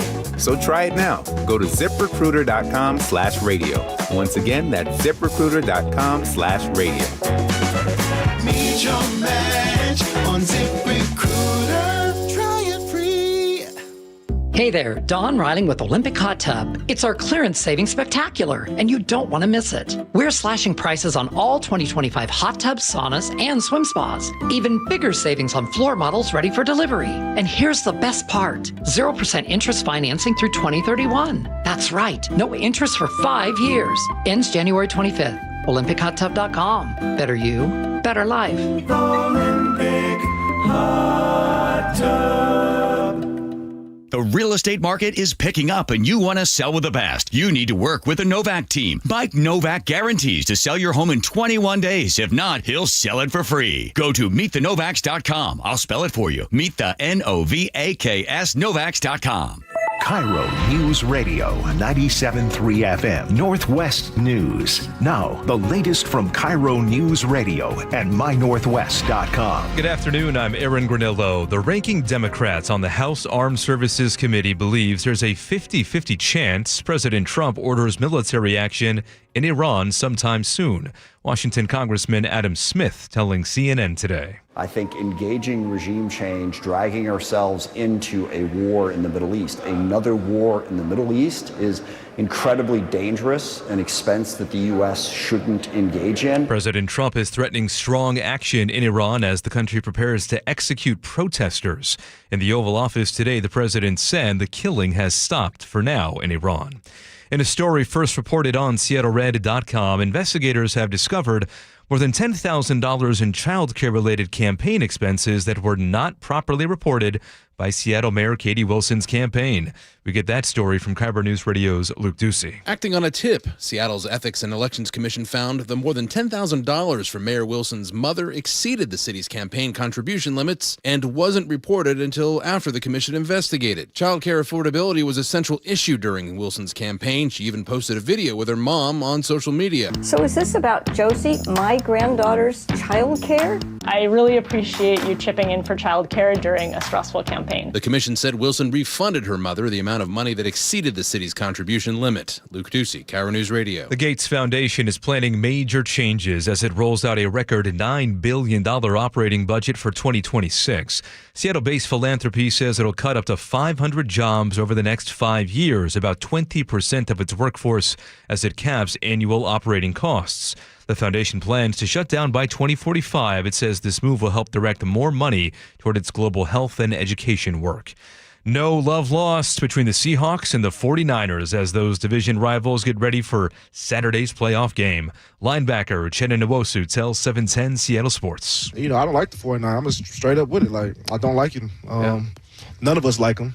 We shouldn't like them. Hawks split their regular season series with San Francisco. Saturday's matchup at Lumen Field is set for 5 p.m. at Lumen Field. Let's go now to the real-time traffic desk with Nate Connors. All right, Aaron, down in Renton, North 405, we're heavy from South Center into the S-curves where crews, we're blocking that right lane for a few. They're now gone. The lane's back open, so our backup should start to thin out. South Center to Bellevue right now has just a 5-minute delay. In Kent, southbound 167 and South 277th. Collision blocks your right lane. You're backed up to 84th. Renton to Auburn right now is at 20 minutes. Here in Seattle, North 5, scattered backups approaching the West Seattle Bridge to the Ship Canal Bridge due to Revive I-5. 25 minutes to get through this backup. South 5 looking pretty good. Still getting a little crowded there in the U District down to I-90. South 405, heavy volumes approaching I-90. You'll thin out after Cold Creek Parkway. Bellevue to Renton, 25 minutes. And South 5, we're filling in along South Center. It's a half hour between Seattle and Federal Way. Everywhere else looking really good. KIRO News Radio, real-time traffic. I'm Nate Connors.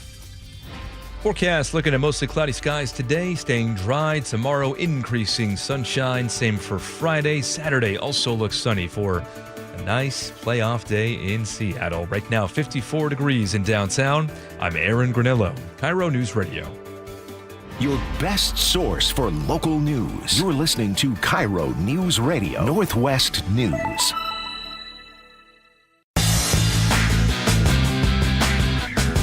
Welcome back to the Jake and Spike Show. I'm Spike O'Neill. I'm with Greg Tomlin sitting in for Jake today. Laura's producing the show as always. And I teased this before the break, so let's get to it. Washington is the 7th healthiest state in America.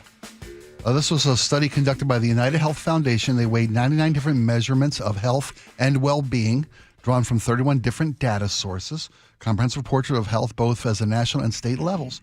That's according to Axios's Mike Allen. Washington scored highly because of different economic indicators, which means we have a better earning population. Better earning people tend to have better health care coverage, lower cancer screening rates here in Washington, and an increased level of outdoor activities. That was surprising to me about outdoor activities.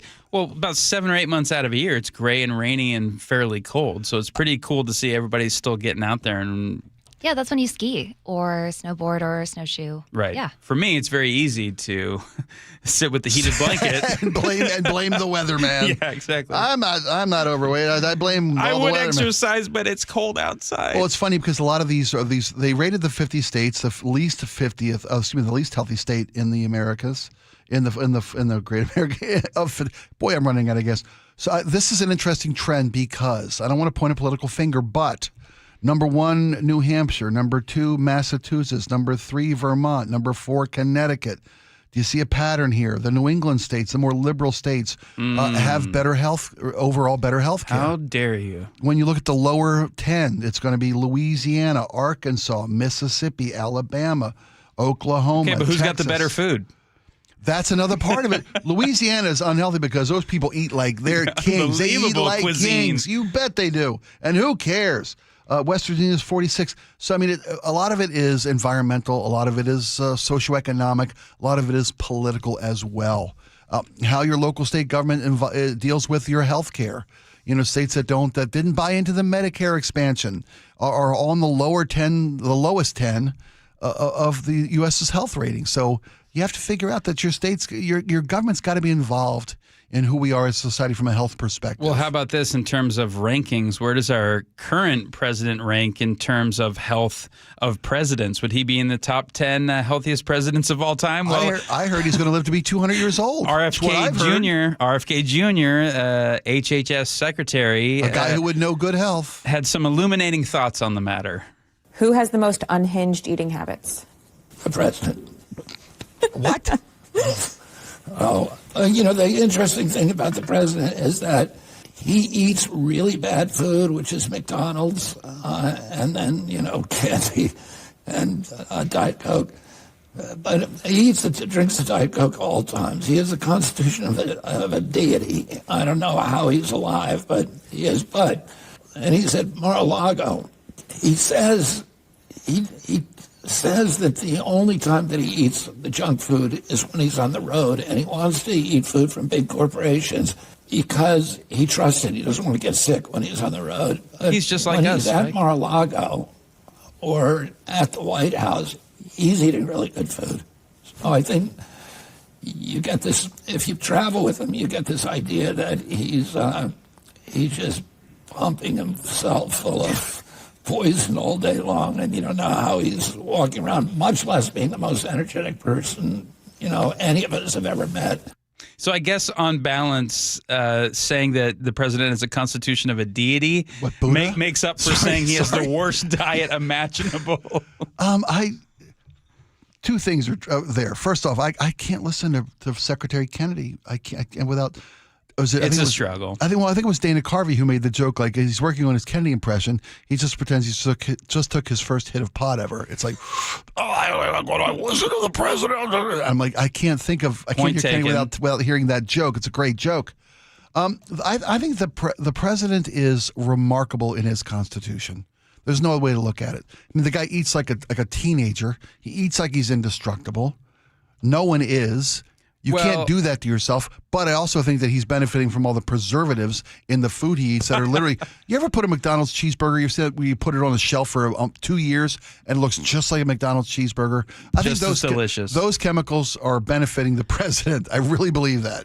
I also think it speaks to the fact that he hasn't touched alcohol or nicotine in his life. That is an absolute fact. Something to be said. No. You might, again, it's anecdotal. We care about data, but he is a walking, talking, living example of eat junk food, okay, but stay away from the hard stuff. I'll give you an example. We talked about the top 50 or the healthiest states in America. Washington was 7th. Number 5, Utah. Why do you think that is? Because they are more prone to be... Certain type of lifestyle. Certain type of lifestyle. And right yeah. next door to Utah, in Nevada, they're coming in at number 42. They got the air next door. They're almost the same climate. That's right.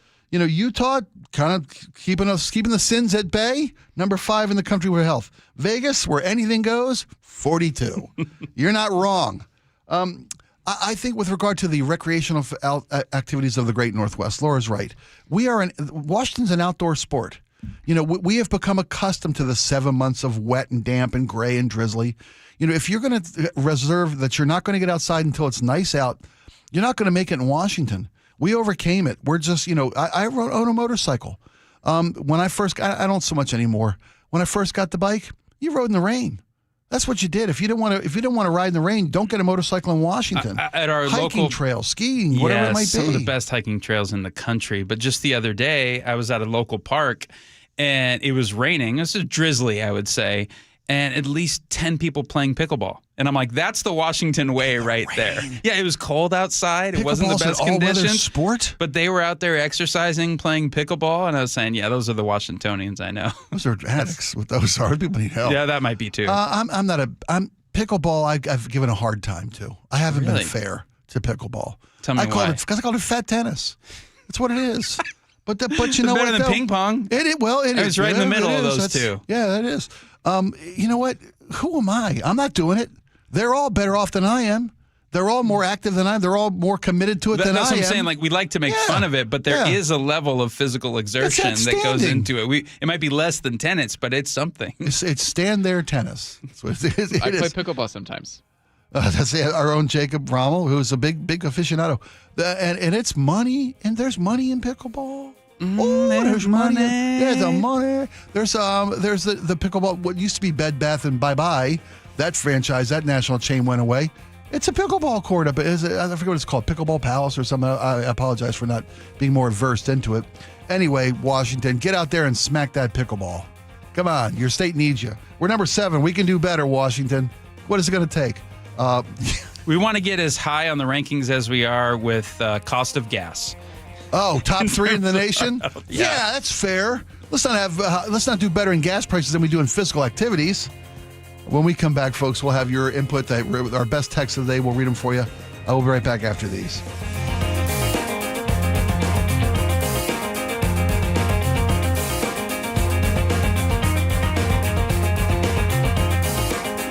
Hi, I'm Charlie Harper. And I'm Amanda Factor. The 12 flags are being raised. Seahawks, Niners will start getting you ready for the NFC divisional round. A boy from Brooklyn becomes a show-stopping American powerhouse. We chat with 2 cast members of A Beautiful Noise, the Neil Diamond musical. Of course, Sully has your traffic every 10 minutes on the 3s. Hope you can join us tomorrow, 5 to 9 on Seattle's Morning News. Subscribe to the KIRO Newsradio YouTube channel and watch live. If you've saved more than $300,000, you may have a big problem in retirement, and it's taxes. Taxes on your IRA and 401k withdrawals, taxes on your Social Security benefits, taxes on your investment income, and more. And when you add it all up, this could be your largest expense in retirement. That's why it's critical you get in front of this now. Hi, it's Charlie Harger. Discover the strategies that could significantly reduce your taxes in retirement with a free, customized retirement tax savings analysis. It's from Boss Retirement Solutions, who has 2 locations in Seattle. Schedule your free analysis now by calling 206-210-1350. That's 206-210-1350. Don't overpay your taxes to the government. Call 206-210-1350. Advisory services offered through Boss Retirement Advisors. Investing involves risk, including the potential loss of principal. No statement contained herein should constitute tax, legal, or investment advice. Happy New Year, Susan. I really appreciate you picking up the bill for lunch. I'm happy to. One of my New Year's resolutions is being better with money. So I've started using Upside, the free app that pays you cash back for buying gas. Wait a minute. Are you saying you actually get paid cash when you buy gas with the Upside app? Yes, I earn cash back just for buying the gas I was already buying. Does that actually add up to anything? I'll make $200 to $300 this year. Wow, that's serious extra cash. I'm downloading the Upside app now. Download the free Upside app now in the App Store or Google Play and start earning cash back on everyday gas purchases. Use promo code RIDER for a 25 cents per gallon bonus on your first tank. That's up to 50 cents per gallon on your next fill up. You can cash out anytime, right to your bank account or a gift card for Amazon and other brands. Just download the free Upside app and use promo code RIDER for a 25 cents per gallon bonus on your first tank. That's code RIDER. Code RIDER. Offers vary by user and location. Go to upside.com for terms and conditions. This message comes from Viking, committed to exploring the world in comfort. Journey through the heart of Europe on an elegant Viking longship with thoughtful service, destination-focused dining, and cultural enrichment on board and on shore. With small ships that bring travelers closer to the destination, there's more time to explore. And every Viking voyage is all-inclusive, with no children and no casinos. Discover more at Viking.com. If the power goes out in the middle of winter, Do you have a way to stay warm? If not, you need the Vesta off-grid space heater from My Patriot Supply. It's compact, safe to use indoors, and best of all, it doesn't need electricity. Right now, you can get a free Vesta and other bonus gifts when you order the Winter Survival Kit from My Patriot Supply. Just go to mypatriotsupply.com to see everything included. That's mypatriotsupply.com. If you're hurt in a car accident, call Harold Car Law Offices right away. They'll save you time and get you more money from insurance while you're able to focus on recovering. Visit carlaw.com. 2 R's in car. Car accident? Call CAR. When you walked through your kitchen this morning, what'd you see? Did it make you happy? Hi, I'm Chad Cicchini, owner of Heritage Homecraft. Well, I want to make you happy. We'll custom build you all new cabinet doors and drawer fronts, and using our exclusive 1/4-inch solid wood refacing process, transform your existing cabinets into a beautiful new kitchen. Add a custom quartz countertop, change things up a bit, add some more cabinets, install some cool new features like soft close drawers and sliding shelves, whatever you like. We'll help you to create the new kitchen you'll be proud of. All in about a week, and all with way less mess, hassle, time, and expense than to tear out. Stop waiting. For 18 years, we've been honored to serve thousands of happy customers, and we'd love to serve you. Call today and I'll get one of our pros to come out and show you how easy and comfortable it'll be to get going on your new kitchen. Heritage Homecraft, 425-485-1600, 425-485-1600, or heritagehomecraft.com. See country star Aaron Lewis and the Stateliners at Muckleshoot Casino Resort, March 24th at 8 p.m. And now an added show on March 25th. He's a multi-platinum artist whose raw lyrics and powerhouse vocals have captivated fans for decades. Now he and his band, the Stateliners, are coming to Muckleshoot Casino Resort. Get your tickets now to see Aaron Lewis at muckleshootcasino.com. Hair Volume from New Nordic will make your hair look thick and healthy. Hair Volume is available online at Amazon and newnordicusa.com or in the hair care aisle at your local CVS. She's a gold and platinum selling icon, a modern-day Renaissance woman, an international treasure. Judy Collins brings her legendary voice to Jazz Alley, January 22nd through 25th. Get tickets now at jazzalley.com. The B-52. Nice. Hey, this isn't the Love Shack. They had other songs. This is Rome if you want to. You bet, man. Guys, thanks so much for giving us a little bit of time from your life today. We enjoyed having you along for the ride. Greg Tomlin, great job as always. I love your point of views. I love the spirited debate that you bring to the show and the passion with which you convey your points. Thanks for having me. Laura, you were okay. Good job. You know. Adequate. I feel bad Adequate? though. Good. Laura spends all this. We talk about the show ahead of time. We plan all these different stories. We try to weave a nice, cohesive fabric of storytelling that's relevant to the one into the next, and then we ignore everything Laura did. You get carried and then away. we bloviate. And we bloviate You don't on. bloviate. I'll tell you what happens when I see salt shakers on the table. I'll tell you what. I don't know who these people think they are. And then Laura's in the Sodium. corner. I can see the look in Laura's eyes. She's like, Greg, this is the third time you've said the same thing, just in a different way.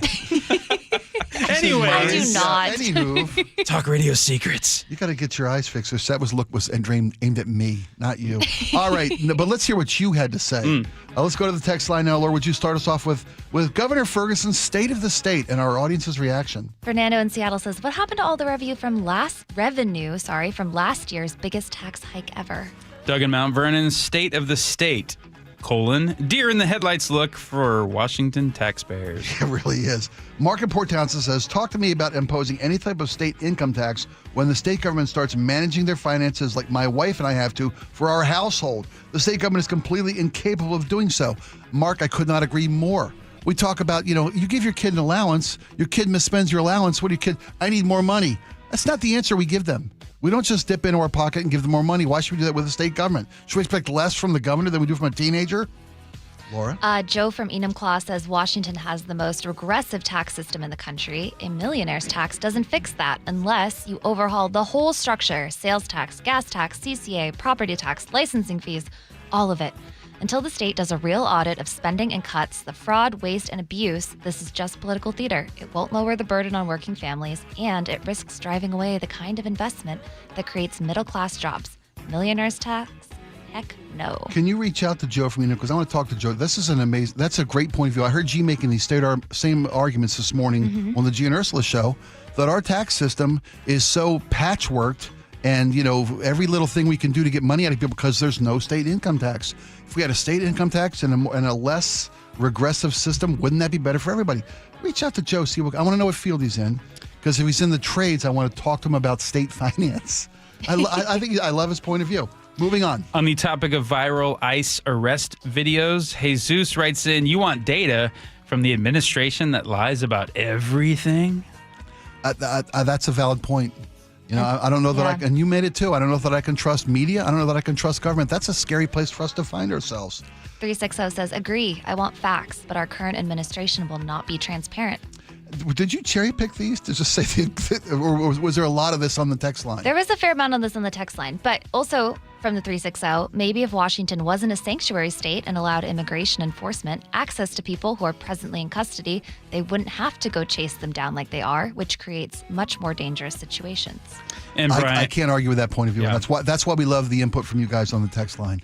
On the subject of Shama Sawant and her supporters' protest at City Hall, the 206 says the question is how much did Sawant pay those people to wear those shirts? Maybe it's a campaign contribution that she These are the Sawant for Congress T-shirts that everyone was wearing at City Hall. And don't you have to pick those up secondhand or it's against her socialist principles? Don't you have to get those at a thrift store near you? Oh, you'll find them at Goodwill soon. Oh, nice. On the AI takeover, Paul in the 253 says, I wish there was a no AI setting on my social media that would filter it all out. That is such a great point. I mean, AI is coming. That we have to find, and I do love that the state of Washington. One thing Governor Fergie said yesterday in the State of the State was we have to address how we let AI into our daily lives. There needs to be better monitoring systems, better governance, better what's the word I'm looking for? Disclosures about AI. If you want to use AI in an advertisement, it's got to say AI at the bottom. It's got to have a scroll across the bottom. This is completely generated through AI. We see ads all the time on TV. We see campaign ads on TV all the time. You're showing these pictures of war zones and cities. I've seen ICE attacking citizen videos that are clearly AI generated. That's not really ICE agents. We should have to disclose what's real and what's not. Well, I wish our state legislature would also focus on social media and kids too, and maybe passing some kind of law with age restrictions. I know Australia is doing that. And did I read like Malaysia or something? A lot of countries are getting on board with this. I wish our local government would do it. But Washington State, very heavy tech area, probably a lot of pushback. Yeah, but there's money to be made in AI, and I think we need to regulate the money makers. That's the guys who have the power to do it, and we just need to make reasons and incentives for them to do it. On monetary penalties. Subject of Swedish death cleaning, and that in essence is basically getting rid of your clutter before you pass away. 206 says that actually would make a pretty cool name for a hard rock band, don't you think? Yes, absolutely. Swedish death cleaning. Debbie from Seattle says, this topic makes me nuts. Poor you. They gave you life, and as they got older, their lives get smaller and smaller, so don't begrudge them the things that still give them joy. Just remember your kid's going to have to go through those baseball cards and decide which shortstop from the Expos still has value and doesn't have value. That's all I'm saying. Gary writes, I have to keep something for 10 years before I realize I'm not going to use it. Grew up on a farm. Emergency repairs are a real thing. Baling wire, chewing gum would be true if it wasn't for scrap metal and a box of random nuts and bolts. I swear, I have so much. I mentioned that my father-in-law passed away, and he was an engineer for Boeing. He was a fix anything kind of guy. And when he passed, everything in his garage is now in my garage, and I'm not a mechanical guy. I will never use any of this stuff. So what do you do with it? You gotta not burden the next generation. 206 says, I'm 62 years old. I have every birthday and Christmas card I've ever gotten since I was 18 in a trunk in the attic. I can't bring myself to throw them out. And finally, on my hoarded items, including a Ken Griffey Jr. chocolate bar, Drew says, that's so funny. I got one of those Griffey chocolate wrappers. Mine is in pretty good shape, though. Got it back when I was a kiddo. I'm 43 now. That's my age, too, Drew. So we're in good company with each other. Greg, thank you so much for today. Laura, great job. We are done for the day. We'll be back tomorrow. The John Curley Show is next, so don't go anywhere. 2 wins away from the Super Bowl. It's time to eat, boys. The first obstacle, a hated rival. Purdy has time, throws to the middle, intercepted. Victim to some of the greatest playoff moments in Seahawks history. Welcome to the dark side. Richard Sherman tips it. Whole city going up like it's our time. Seahawks, 49ers. All teed up. The divisional round of the NFL playoffs. You know how we do it. Better bring your hard hat when you can illumine. Saturday night, kickoff at 5 on the home of the Seahawks. KIRO Newsradio 97.3 FM. Hi, I'm Justin Shirley. We offer 0 down, 0 interest, and 0 payments for 24 months on new roofs. Call 866-ROOF-ROOF now. State Roofing and Exteriors. Held to a higher standard since 1968. What a good move I made. Let me tell you a quick story. I've done a whole bunch of races and a bunch of other stuff like that, and my left hip started bothering me about 5 years ago. And I go to the doctor, and he's like, you need a hip replacement. I was like, I'm 60. Yeah, we're going to ask you to wait a little while because we don't want you to wear the hip out. We want you and the hip to go into the grave at the same time. I said, what do you do about all this pain? Well, you could, aspirin, and you could continue to do this and that and, sleep with a pillow between your legs. I was like, no, I don't want to do this. Then I was talking to Bob Stelton over there at the sports department. So he went to Dr. Mark Wagner, and I think he had his hip done as well. So I go in there. I said to Dr. Wagner, can you fix my hip? Takes a look at the MRI. Yes. So I got the stem cell procedure. I'm telling you something. This is the best. If you've been thinking about, surgery for your knee, or your wrist, your shoulder, or hip. No. Check out Dr. Mark Wagner and go to drmarkwagnermd.com. That's drmarkwagnermd.com. Guys, if your energy is low, your strength isn't what it used to be, or your drive feels off, it's not just getting older. For many men, it's low testosterone. At Revive Men's Health Washington, you can start with a free T-check, exam, and consultation so you get real answers about your testosterone levels and overall health. And this month only, qualified patients may receive 25% off testosterone replacement therapy. This isn't guesswork or one-size-fits-all treatment. Revive specializes in personalized, closely monitored testosterone care designed to help men feel stronger, sharper, and more like themselves again. With over 120,000 patients treated since 2011, Revive Men's Health is trusted for results, not hype. If you've been putting this off, now is the time to act. Claim your free T-check and consultation and see if you qualify for 25% off TRT. This month only. Call 206-529-1111. That's 206-529-1111. Or visit ReviveMen'sHealth.com. Terms apply. Must medically qualify. Adrian here from Lake Washington Windows and Doors.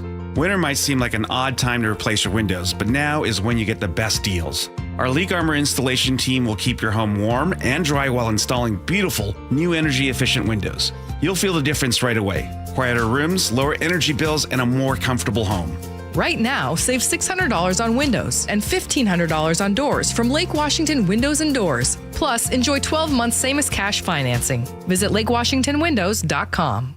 Hey, it's John Curley with Dr. Kopstein from K2 Vision RLE. Doc, I heard that 50% of Americans have their lenses replaced by the time they're 75. That's exactly right, John. As we near 50, our eye's natural lens starts to become dysfunctional. If you've now added readers to your need for glasses and contacts, it's a sign the quality and function of your natural lens is fading, and it's a steady decline towards cataracts. Don't go another 20 plus years with poor vision, hassling with contacts and readers. Do what I did. Choose a quick, painless refractive lens exchange from K2 Vision RLE and start enjoying great vision now. Our new lens technology is truly amazing. After replacing over 100,000 lenses, we have the experience to guide each patient to their best solution, even if that's recommending you wait a little while before RLE. K2 Vision RLE can restore distance and near vision permanently, plus never develop a cataract. Read the reviews and schedule a free Zoom consultation now at k2visionrle.com.